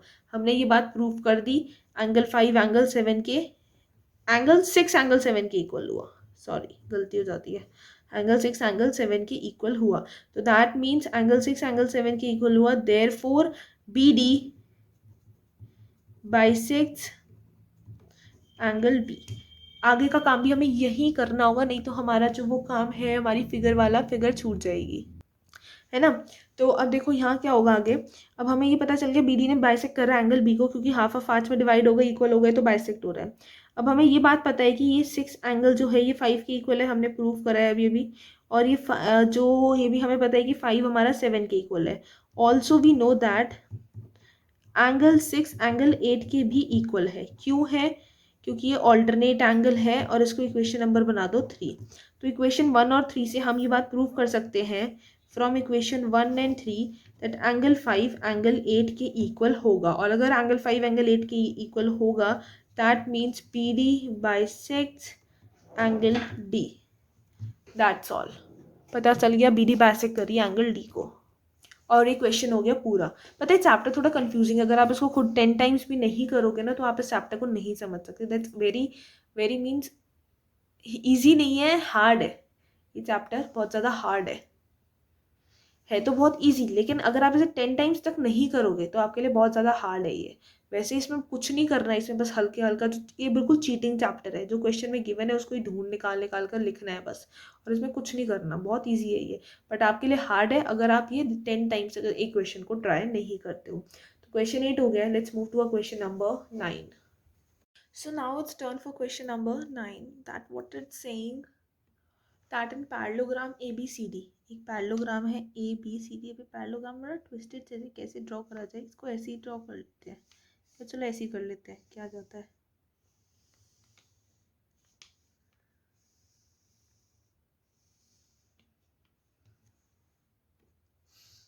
इसे नेम देते हैं A, इसको देते हैं B, इसे देते हैं C और इसे देते हैं D।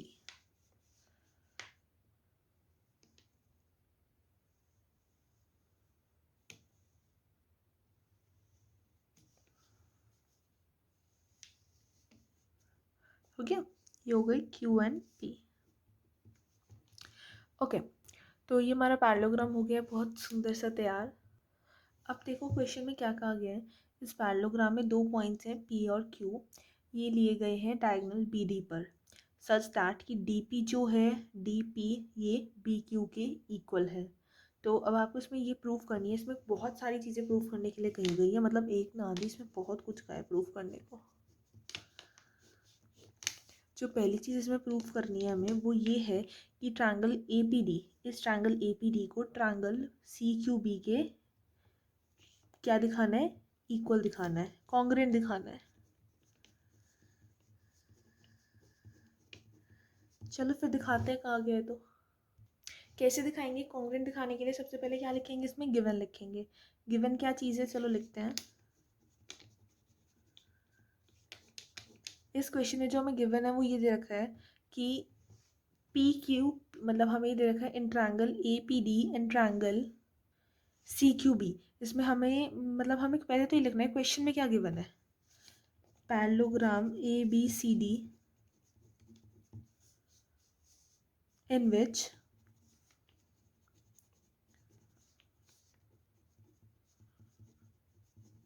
DP BQ के इक्वल है। हमें क्वेश्चन में सिर्फ ये चीज़ गिवन है, तो गिवन हमने लिख लिया। अब इसमें लिखते हैं हमें प्रूफ क्या करना है, to prove that triangle APD congruent है ट्रायंगल CQB के।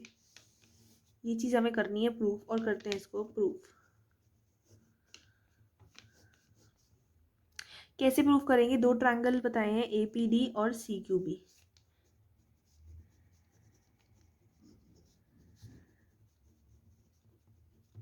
देखो सबसे पहली चीज़ जो इस ट्रायंगल में हमें मिल रही है वो ये है APD और CQB में कि जो ये PD है ये DP कह दो और ये BQ आपस में इक्वल है, और ये चीज़ हमें क्वेश्चन में गिवन है।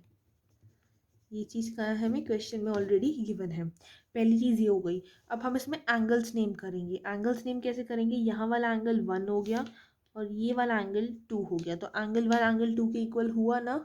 तो हम ये भी कह सकते हैं कि एंगल 1 एंगल 2 के इक्वल हो गया,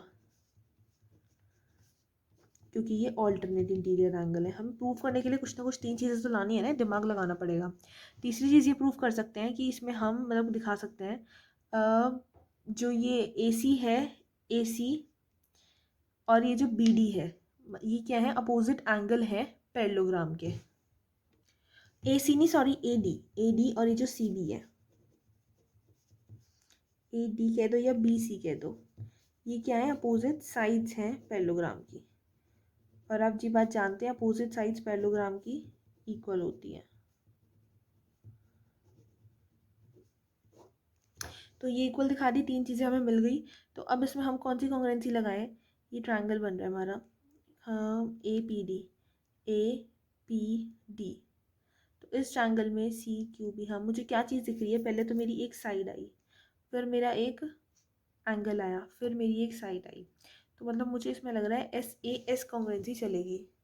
आप कहोगे SSAB हो सकती है, SAS इसलिए होगी क्योंकि एंगल तो बीच में आ रहा है ना ट्रायंगल के, देखो यहाँ भी बीच में आ रहा है, यहाँ भी बीच में आता है। अगर किसी कॉर्नर साइड आता तो हो जाता, लेकिन पूरे ट्रायंगल बनने के बीच में ही एंगल आ रहा है, तो SAS कॉन्ग्रुएंसी होगी क्योंकि साइड आ रही है, एंगल आ रहा है और फिर साइड आ रही है, यहाँ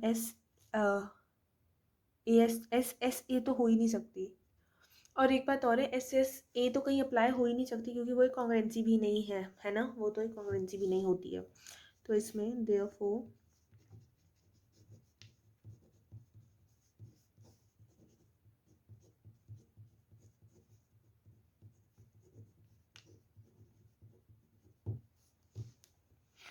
ट्रायंगल ए पी डी हमारा ट्रायंगल सी क्यू बी के कॉन्ग्रेंट हो गया।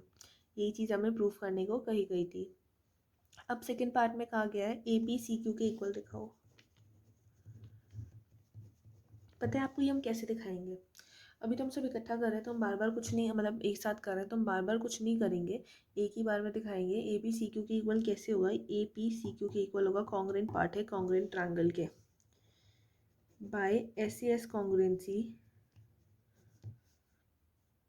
as triangle APD is congruent to triangle CQB, APBCQ के इक्वल हो गई CPCT से, congruent part of congruent triangle। तो सेकेंड भी प्रूफ हो गया। थर्ड है triangle AQB congruent to triangle CPD। That's also very easy. जैसे हमने फर्स्ट पार्ट में प्रूव करा है इसी तरह हमें सेकेंड में भी प्रूव करना है, मतलब थर्ड पार्ट में भी प्रूव करना है। कौन कौन सा है देखो, ए क्यू बी और ए सी पी डी। तो अब देखो पहले तो यहाँ पे एंगल्स मेंशन करते हैं, फिर ये एंगल 3 हो जाएगा या ये एंगल 3 होगा, चलो कोई सा भी कर दो, ये एंगल 4 हो जाएगा, ठीक है, उसमें कोई फ़र्क नहीं पड़ता। तो अब ये हमने एंगल्स ही मेंशन कर दिए क्योंकि इन दो में हम कॉन्ग्रेंसी कर रहे हैं, ट्रायंगल ए क्यू बी और C P D. Same congruency होनी है बिल्कुल। पहले तो आप ये लिखोगे कि गिवन वगैरह लिखने की इस बार कोई ज़रूरत नहीं है क्योंकि हम ऑलरेडी एक बार गिवन स्टार्टिंग में ही लिख चुके हैं, क्योंकि हर पार्ट अलग अलग करेंगे तो आपको वैसे इसमें गिवन लिखना पड़ेगा। बार बार मत लिखो, आप ये लिख लेना, ये प्रूव करना है हमें, ये प्रूव करना है। और अब हम सीधा प्रूफ पर आते हैं। प्रूफ में आते हैं, in triangle A Q B and triangle C P D. सबसे पहली चीज़ जो इस ट्रायंगल में मुझे दिख रही है ए क्यू बी और सी पी डी में, वो ये दिख रही है कि बी क्यू और जो ये डी पी है ये इक्वल है। क्यों है? क्योंकि ये चीज़ मुझे क्वेश्चन में गिवन है, अगर आप ना भूले हो ये चीज़, Q B is equal to P D, ये चीज़ मुझे गिवन है। तीसरी चीज़, एंगल 3 एंगल 4 के इक्वल है क्योंकि ये ऑल्टरनेट इंटीरियर एंगल है, ठीक है। और अब नेक्स्ट चीज़ इसमें जो मुझे ढूंढनी है और वो जो मुझे मिल रही है वो मुझे ये दिख रही है कि ए बी सी डी के इक्वल है। ये A B line C D के इक्वल है। क्यों है? क्योंकि ये अपोजिट एंगल्स हैं, अपोजिट साइड्स हैं पैरेललोग्राम की, और opposite sides of parallelogram are equal. तो इसमें भी सेम कॉन्ग्रुएंसी लगेगी, by S A S triangle A Q B is congruent to triangle C P D, hence proved हो गया। तो अगर ये कॉन्ग्रुएंट हो गए आपस में तो मैंने ये शो कर दिया। अब ऑब्जेक्ट जो डी पार्ट है दैट इसमें मुझे शो कर रहे हैं ए क्यू सी पी के इक्वल है, वो भी यही शो हो सकता है। सीधा आप लिख सकते हो ए क्यू सी पी के इक्वल है। क्यों है ए क्यू सी पी के इक्वल? कहाँ गया ए क्यू हमारा? ए क्यू सी पी के इक्वल क्यों है? क्योंकि ये कॉन्ग्रुएंट पार्ट है कॉन्ग्रुएंट ट्रायंगल के सी पी सी टी से, congruent part of congruent triangle. तो इससे मैंने ये चीज़ भी प्रूफ कर दी। तो ये फोर्थ लाइन भी प्रूफ, फोर्थ पार्ट भी प्रूफ हो गया। अब एक लास्ट पार्ट रह गया कि ये प्रूफ करना रह गया कि ये एक पी सी डी एक पैरेललोग्राम है। ये ए पी सी डी, अरे ये कौन सा पैरेललोग्राम है? बड़ा अजीब से पैरेललोग्राम नहीं है? ए पी सी डी ये वाला पैरेललोग्राम, इसे प्रूव करना है कि एक पैरेललोग्राम है, ऑप्शन नंबर ई।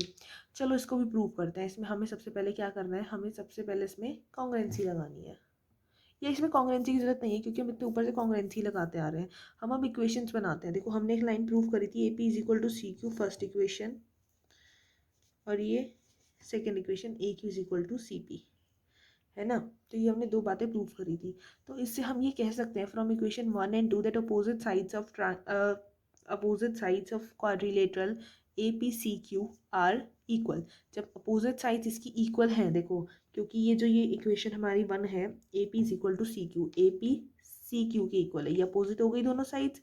और दूसरी चीज़ हमें क्या प्रूव करनी है, वैसे हमने क्वेश्चन में गलती चीज़ करी है, ऑप्शन ई में ए पी सी क्यू एक पैरेललोग्राम है, हम भी तो ये कह रहे थे ना ये कैसा सा पैरेललोग्राम हुआ, वही हमने गलत पढ़ लिया, ए पी सी डी एक पैरेललोग्राम है, A P C Q, D तो आना ही नहीं है इसमें। हाँ, तो अपोजिट साइड्स इक्वल होती हैं पैरेललोग्राम की, तो हम ये शो कर सकते हैं इक्वेशन 1 और 2 से, ए पी सी क्यू के इक्वल है, अपोजिट साइड्स हैं, और ए क्यू सी पी के इक्वल है। जब अपोजिट साइड्स हम इक्वल शो कर चुके हैं फ्रॉम इक्वेशन 1 एंड 2, तो that means opposite sides of parallelogram are equal because opposite sides of quadrilateral ABC, हाँ पैरेललोग्राम की होती है अपोजिट साइड्स इक्वल, लेकिन हमने यहाँ शो कर दिया कि इस क्वाड्रिलेटरल की भी इक्वल है, तो अगर इस क्वाड्रिलेटरल के अपोजिट साइड्स इक्वल है तो मतलब ये पैरेललोग्राम है। Therefore A P C Q is a parallelogram. और ये क्वेश्चन हो गया कंप्लीट। बहुत आसान क्वेश्चन नहीं था ये कहना आसान नहीं होता, ये बहुत टफ क्वेश्चन था। तो अब इसमें आपको बहुत सारी कन्फ्यूजन्स आएंगी, तो आप मुझे कमेंट करके ज़रूर बता सकते हो। तो चलते हैं नेक्स्ट क्वेश्चन, क्वेश्चन नंबर 10 पे।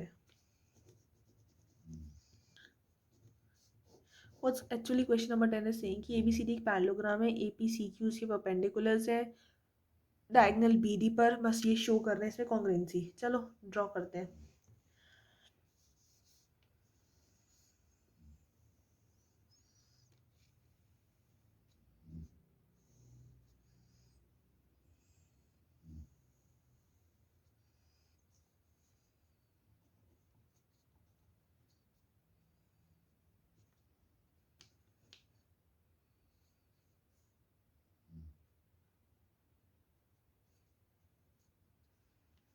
ऐसे इसमें दो परपेंडिकुलर दे रखे हैं, वो यही कह रहा है क्वेश्चन में। अब सबसे पहले जो मुझे इस क्वेश्चन में काम कर रहा है, मुझे यहाँ भी राइट एंगल दबा लगाने, ये तो बने हुए ही थे, क्योंकि अगर ये 90 है तो लीनियर पेयर से ये भी ऑब्वियसली 90 होंगे, मुझे शो करने की ज़रूरत नहीं है, मैंने सीधे इन्हें 90 दिखा दिया।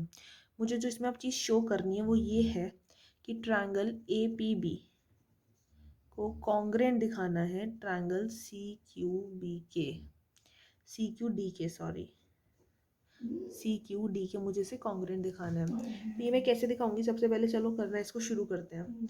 अब पहले मैं इसमें एंगल्स नेम कर देते हैं, ये एंगल 1 हो गया, ये एंगल 2 हो गया, क्योंकि ये ऑल्टरनेट बैठ रहा है तो इसलिए मैंने इन्हें ही एंगल्स नेम करा और किसी को नहीं करा है। तो अब देखो इसमें कॉन्ग्रेंसी कैसे होगी, सीधा कॉन्ग्रेंसी करने को कह दिया तो गिवन वेवन लिखने की कोई ज़रूरत नहीं है, सीधा कर दो बस।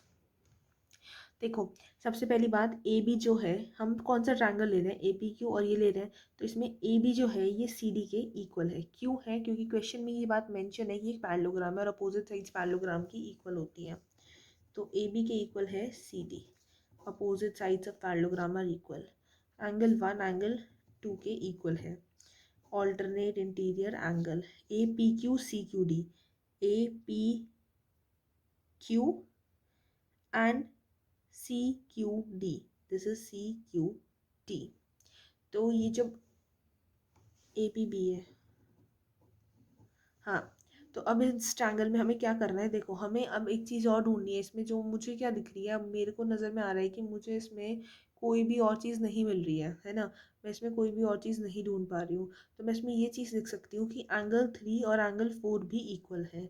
अब मैं इसे ऑल्टरनेट भी बता सकती हूँ, ये ऑल्टरनेट इंटीरियर एंगल भी है, चाहे मैं ये लिख दूँ कि एंगल 3 और एंगल 4 दोनों 90 डिग्री है, दोनों 90 डिग्री ईच है, तो मैं ये भी चीज़ लिख सकती हूँ, क्योंकि मुझे इसमें कुछ कॉमन वॉमन कुछ भी नहीं मिला, तो मैं इसमें क्या लिखूँ, तो मैंने ये चीज़ इसमें लिख दी।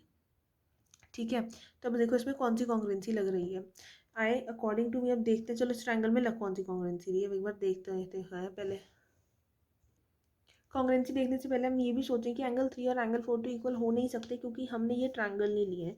एंगल 3 हमें इसे मानना होगा और एंगल 4 हमें इसे मानना होगा, ये हम लिख सकते हैं, ऑब्वियसली ऑल्टरनेट इंटीरियर है, हाँ ये लिखा जा सकता है। एंगल 3 और एंगल 4 इक्वल है क्योंकि ये ऑल्टरनेट इंटीरियर एंगल है। इन्हें एंगल कैसे मान लिया हमने, अब आप ये सोच रहे होंगे इन्हें एंगल क्यों नहीं मान सकते, यहाँ भी तो एंगल बन सकते हैं ना, तो हमने इन्हें एंगल मान लिया, ये तो प्रॉपर्टी के खिलाफ जा रहे हैं ना, मतलब हमारे ट्रायंगल में नहीं आ रहे, तो इन्हें एंगल्स मान लिया। तो अब इसमें कौन सी कॉन्ग्रुएंसी लग रही है, इसमें मेरे अकॉर्डिंग लग रही है, ये ट्रायंगल है हमारा ए पी बी, तो ए पी बी, एक एंगल, फिर एक एंगल, फिर एक साइड आ रही है, angle angle side, S A तो कोई होती नहीं कि side angle angle, A S होती है तो मतलब एंगल एंगल साइड, इसमें कॉन्ग्रुएंसी लग रही है ए एस।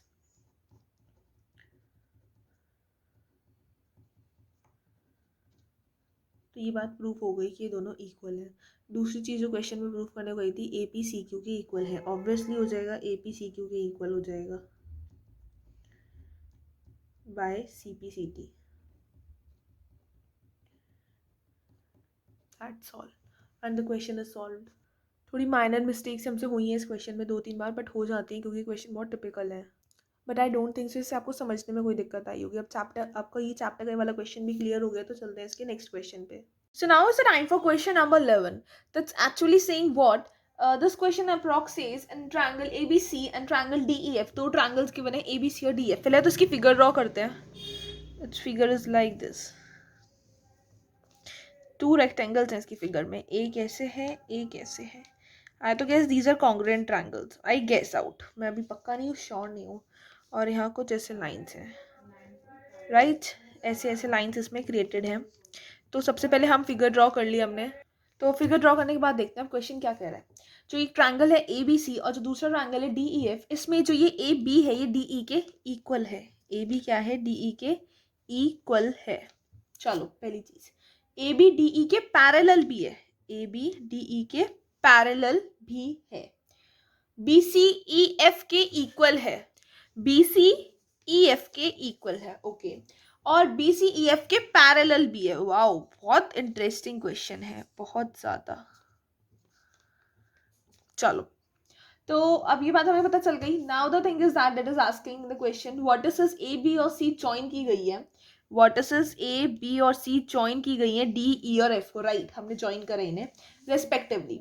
अब इस क्वेश्चन में आपको ये चीज शो करनी है that quadrilateral A B E D is a parallelogram.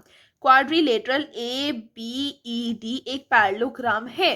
चलो, सबसे पहले तो इसमें लिखना स्टार्ट करते हैं सॉल्यूशन। क्या लिखेंगे सबसे पहले? बिकॉज, सबसे पहले जो चीज हमें पता ही है, बिकॉज ए बी जो है वो डी ई के इक्वल है, राइट? एंड ए बी जो है वो डी ई के पैरेलल भी है, राइट? ये बात हमें पता ही है। ये चीज क्या है? हमें गिवन है। सबसे पहले हमने गिवन लिख लिया। अब वो पूछ रहा है, इसका जो फर्स्ट पार्ट कह रहा है वो ये कह रहा है कि आपको प्रूव करना है कि ये quadrilateral A B E D एक पैरेललोग्राम है। वो कैसे है? देखो, जो पैरेललोग्राम होता है इसकी प्रॉपर्टी क्या होती है कि अपोजिट साइड्स ऑफ जो भी अपोजिट साइड्स है क्वाड्रिलेटरल की वो इक्वल और पैरेलल हो। इक्वल हो या पैरेलल हो, बात एक ही है, वो मतलब एक ही प्रॉपर्टी से माना जाता है। तो अब ये parallelogram A B E D, इसकी opposite sides A B E D के इक्वल भी है, पैरेलल भी है। तो दैट मीन्स कि ये क्या है? एक पैरेललोग्राम है। ये तो सिंपल सी बात है, तो क्वेश्चन में गिवन चीज है।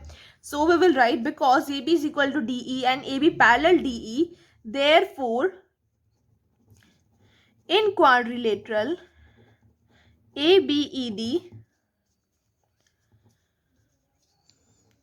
we have, अभी because ही रहेगा तो given लिखा है हमने, we have one pair of opposite sides equal and parallel। हमारे पास एक पेयर है अपोजिट साइड्स का इक्वल और parallel, therefore ABED is a parallelogram। Question solved. That was too much easy. A part solve हो गया। अब देखते हैं इसका B part. What is about B part? Saying that quadrilateral BEFC is a parallelogram। BEFC, ये वाला, इसको shade कर देते हैं जिससे समझना आसान हो। ये वाला पैरेललोग्राम, मतलब ये वाला क्वाड्रिलेटरल पैरेललोग्राम है। बहुत इजीली इसको भी प्रूव कर सकते हैं। कैसे? BCEF के इक्वल है, गिवन है, ये बात गिवन है ना। और अब देखो, हमें ये चीज़ क्वेश्चन में गिवन है तो हम इससे कैसे प्रूव करेंगे? सबसे पहले तो आप ये चीज़ लिखो कि इसे प्रूव करने के बाद हम एक चीज़ और लिखेंगे। जब ये पैरेललोग्राम प्रूफ हो गया तो मतलब ये AD लाइन जो है ये BE के इक्वल हो गई ना, क्योंकि पैरेललोग्राम के अपोजिट साइड्स इक्वल होती हैं। तो ये इक्वल है, तो जब पैरेललोग्राम प्रूफ हो गया तो ये भी इक्वल हो गई। तो हम ये चीज़ लिख लेंगे कि वो हमें आगे काम आ सकती है ये चीज़। So AD is equal to BE and AD parallel BE. क्यों? Opposite sides of parallelogram are equal. बस इतनी चीज लिख ली. अब करते हैं B part. What approx B part is saying, इसमें हम ये चीज लिखेंगे also we have BC equal EF and BC parallel EF and this thing is given to us. So that means so quadrilateral BCFE और BEFC, थोड़ा चलो change हो गया, BEFC कर लो. BEFC is a parallelogram. Quadrilateral BEFC एक parallelogram है. तो अब ये जो हमने बात प्रूव करी थी ADBE के इक्वल है, इसको ना हम इक्वेशन नंबर 1 मान लेंगे, आगे काम आ सकती है. और अब इस चीज से भी हमने एक चीज प्रूव करी है कि BCEF के इक्वल है, गिवन था. BEB CF के इक्वल हो गया, BEB CF के इक्वल और पैरेलल हो गया. BEB CF के इक्वल और पैरेलल हो गया. इसको बना देंगे हम इक्वेशन नंबर 2. बना दिया इक्वेशन 2. अब इस इक्वेशन 1 और 2 से हम इसका सी पार्ट प्रूव करेंगे. कौन सा? कि AD पैरेलल है CF के और AD CF के इक्वल है. कैसे? AD BE के इक्वल है और BE CF के इक्वल है, तो BE की जगह CF लिख दो. तो ये बात प्रूफ हो गई कि AD CF के इक्वल है और AD CF के पैरेलल भी है. So from equation 1 and 2 we can prove that AD parallel CF and AD equal to CF. ये बात प्रूफ हो गई इक्वेशन नंबर 1 and 2 से. तो इसका सी पार्ट भी हो गया.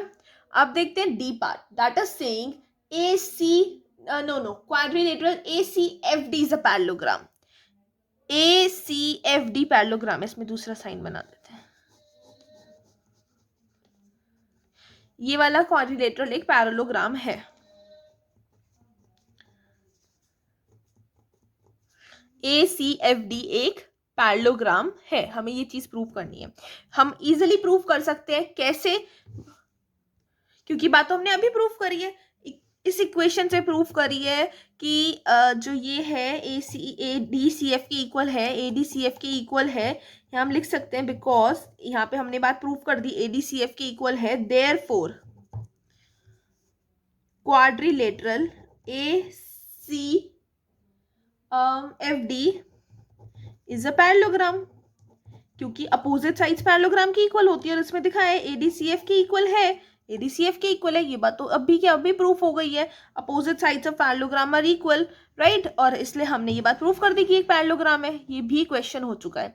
अब इससे एक चीज और हम प्रूफ कर सकते हैं. ADCF के इक्वल है तो हमें पता था, लेकिन ACBDF के इक्वल हो गया क्योंकि ये पैरेललोग्राम प्रूफ हो गया. तो दैट मीन्स ACBDF के इक्वल हो गया क्योंकि अपोजिट साइड्स जो होती है पैरेललोग्राम की वो इक्वल होती है.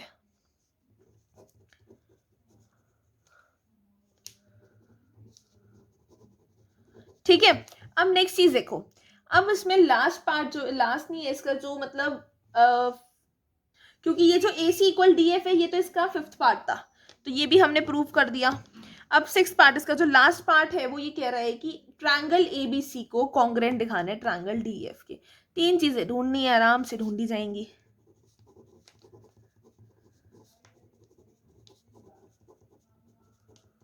राइट. देखो 3 चीजें क्या ढूंढनी है. ABDE के इक्वल है, गिवन है, गिवन नहीं है, हाँ ये गिवन ही है. ABDE के इक्वल है और BCEF के इक्वल है, BCEF के इक्वल है. ये 2 चीजें गिवन है हमें.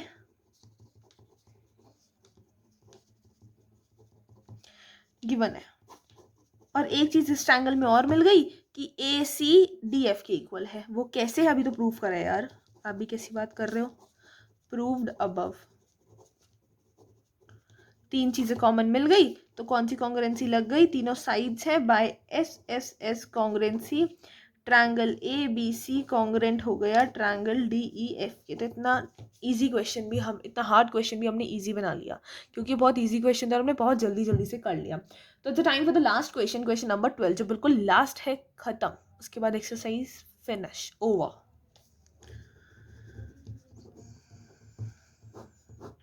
Okay, last question is saying, सबसे पहले तो इसकी फिगर बनाते हैं। इसमें ना ट्रेपेजियम गिवन है। ओके, तो चलो सबसे पहले इसकी फिगर बनाते हैं।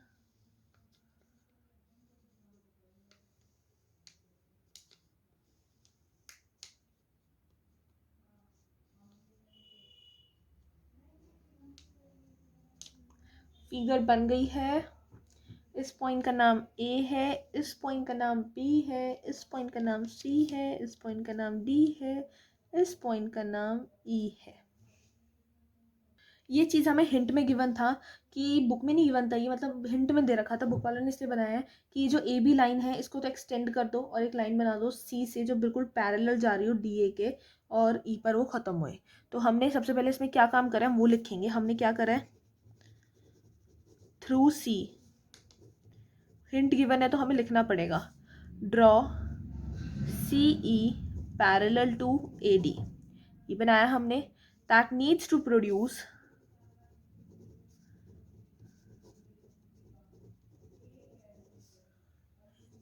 ए B up to E. A B को भी हमने ई तक प्रोड्यूस कर दिया।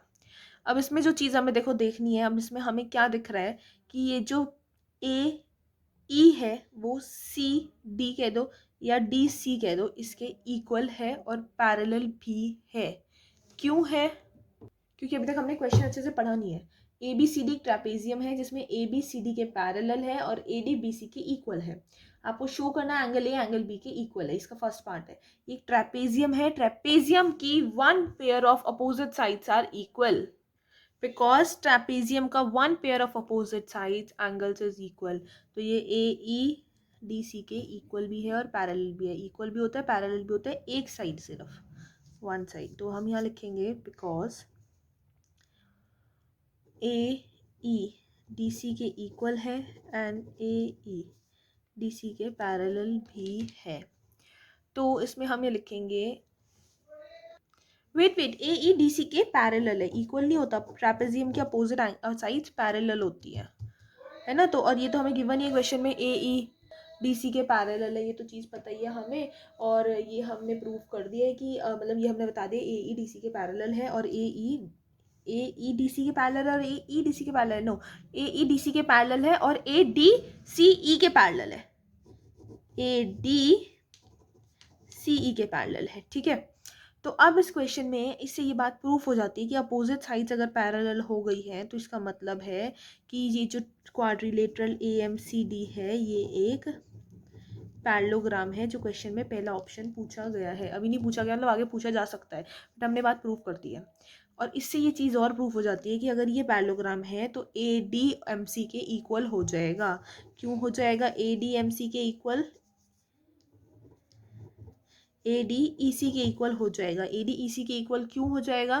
Because we know opposite sides of, parallel तो होता ही है ट्रेपेजियम के, अपोजिट साइड्स पैरेलल तो होती है, लेकिन इक्वल भी प्रूफ हो जाएंगी क्योंकि opposite sides of parallelogram are equal. ये बात इससे प्रूफ हो गई। अब फिगर एक बार और ड्रॉ कर लेते हैं क्योंकि हमारा वो जो है पीछे रह गया, तो वो हमें दिक्कत बना सकता है। थोड़ी गंदी फिगर ड्रॉ हुई है इस पर, कोई बात नहीं, एडजस्ट कर लेते हैं।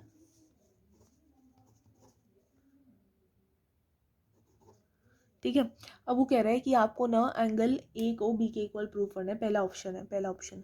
अब लेकिन इससे हम ये बात समझ गए, हम ये बात भी जानते हैं कि जो ए डी है ये बी सी के इक्वल है, ये चीज़ हमें क्वेश्चन में ही गिवन है। तो इससे क्या होगा, ई सी भी बी सी के इक्वल हो जाएगा। जब ए डी बी सी के इक्वल है, ए डी बी सी के इक्वल है, तो फिर हमारा ई सी भी बी सी के इक्वल हो जाएगा क्योंकि ई सी ए डी के इक्वल है। तो दैट मीन्स फिर ई सी बी सी के इक्वल हो जाएगा। सो देयरफॉर ई सी बी सी के इक्वल हो जाएगा। जब ई सी बी सी के इक्वल हो जाएगा तो ई सी पे बनने वाले एंगल्स बनाएंगे। अब हम ई सी और बी सी पे बनने वाले एंगल, ये देखो, एक बना एंगल 1, एक बना एंगल 2, तो ये दो एंगल भी इक्वल प्रूफ हो जाएंगे। ई सी का बी सी का एंगल 1 और ई सी का एंगल 2, तो मतलब एंगल 2 एंगल 1 के इक्वल प्रूफ हो जाएगा। ठीक है, अब ये प्रूफ हो जाएगा क्योंकि angles opposite to equal sides are equal, ये आप खुद लिख लेना, angles opposite to equal sides are equal. अब हम ये बात भी जानते हैं, इसमें एक एंगल 3 भी हम ड्रॉ करेंगे, वो करेंगे यहाँ, 4 करेंगे यहाँ। एंगल 3 और जो ये एंगल 4 है, एंगल 1 और जो ये एंगल 3, हम ये भी जानते हैं कि इनका सम 180 डिग्री है क्योंकि ये लीनियर पेयर है। तो ऑल्सो एंगल 2 + 4, तो फिर एंगल 2 और 4 का भी सम 180 डिग्री होगा। क्यों होगा? क्योंकि ये को इंटीरियर एंगल है। इसे बना लेते हैं इक्वेशन 1, इसे बना लेते हैं इक्वेशन 2। तो इक्वेशन 1 और 2 से हम ये बात प्रूफ कर सकते हैं कि एंगल 1 + एंगल 3 एंगल 2 + एंगल 4 के इक्वल है। तो एंगल 1 की जगह मैं एंगल 2 भी लिख सकती हूँ क्योंकि ये दोनों एंगल 1 और 2 इक्वल है आपस में। तो ये लिखने के बाद एंगल 2 + एंगल 4, 2 से कट हो जाएगा। तो इससे हमने बात प्रूव कर दी, एंगल 3 एंगल 4 के इक्वल है। एंगल 3 पे बना है एंगल हमारा बी और एंगल 4 पे बना एंगल हमारा ए। तो हमारा ऑप्शन ए प्रूव्ड हो गया कि एंगल ए एंगल बी के इक्वल है। बहुत टिपिकल क्वेश्चन है, बहुत ध्यान से समझना। एंगल ए बी के इक्वल प्रूव करा। अब हम ये बात जानते हैं कि जो ये ए बी है किसके पैरेलल है? डी सी के। Because we know A D B D C के पैरेलल है, तो दैट मीन्स एंगल ए और एंगल डी को जब हम ऐड करेंगे 180 डिग्री हो जाएगा। क्यों हो जाएगा? को इंटीरियर एंगल। पहले तो इसको इक्वेशन नंबर 3 बना दो। और एंगल बी और एंगल सी को हम ऐड करेंगे तो ये हो जाएगा 180 डिग्री। ये इक्वेशन 4 बना दो। तो इन दो इक्वेशन से 3 और 4 से ये बात प्रूफ हो जाती है कि angle A + angle D angle B + angle C के इक्वल है। हो गई ये बात प्रूफ हमारी। तो जब हमारी बात प्रूफ हो गई, हम अब क्या करेंगे, इसमें इनकी जगह कुछ और पुट करेंगे। मतलब एंगल ए बी के इक्वल प्रूफ कर चुके हैं, तो एंगल बी की जगह भी मैं एंगल ए ही लिख दूंगी। ये आपस में कट हो जाएंगे, तो एंगल डी एंगल सी के इक्वल प्रूफ हो गया, जो हमें क्वेश्चन में प्रूफ करना है। 2 पार्ट प्रूफ हो गए। अब थर्ड पार्ट देखते हैं। सी पार्ट कहता है कि इसमें हमें ट्रायंगल ए बी सी को ट्रायंगल बी ए डी के कॉन्ग्रेंट दिखाना है। अब ले लो in triangle A B C and triangle B A D. A B तो बी ए के इक्वल है। इसमें ए बी सी और बी ए डी कैसे लें? ए बी सी और बी ए डी कैसे लें? इसका बीच में पार्टीशन कर दो। लिए गए ए बी सी और B A D. A B B A के इक्वल है। क्यों है? ये कॉमन साइड है। बी सी ए डी के इक्वल है। बी सी ए डी के इक्वल है। क्यों है? ये गिवन है क्वेश्चन में। एंगल बी एंगल ए के इक्वल है। क्यों है? ये प्रूव करा है हमने अभी। तो इसमें कौन सी कॉन्ग्रुएंसी लगेगी? एस, देखो A B C S A S, एक एंगल बीच में आ रहा है जो हमने प्रूव करा है, ये दोनों इक्वल हैं, तो एस ए एस कॉन्ग्रुएंसी इसमें लगेगी। S A S triangle A B C congruent हो गया है ट्रायंगल बी ए डी के। जब ये कॉन्ग्रुएंट हो गया तो मतलब by C P C T A C भी बी डी के इक्वल प्रूफ हो गया है। तो इस क्वेश्चन के सारे पार्ट्स हमने प्रूफ कर दिए हैं और ये चैप्टर हो गया है कंप्लीट। मुझे पता है आपको 12th क्वेश्चन समझने में बहुत प्रॉब्लम आई होगी, लेकिन प्रॉब्लम आना भी इसमें बिल्कुल जायज़ है क्योंकि क्वेश्चन बहुत ज़्यादा टिपिकल है।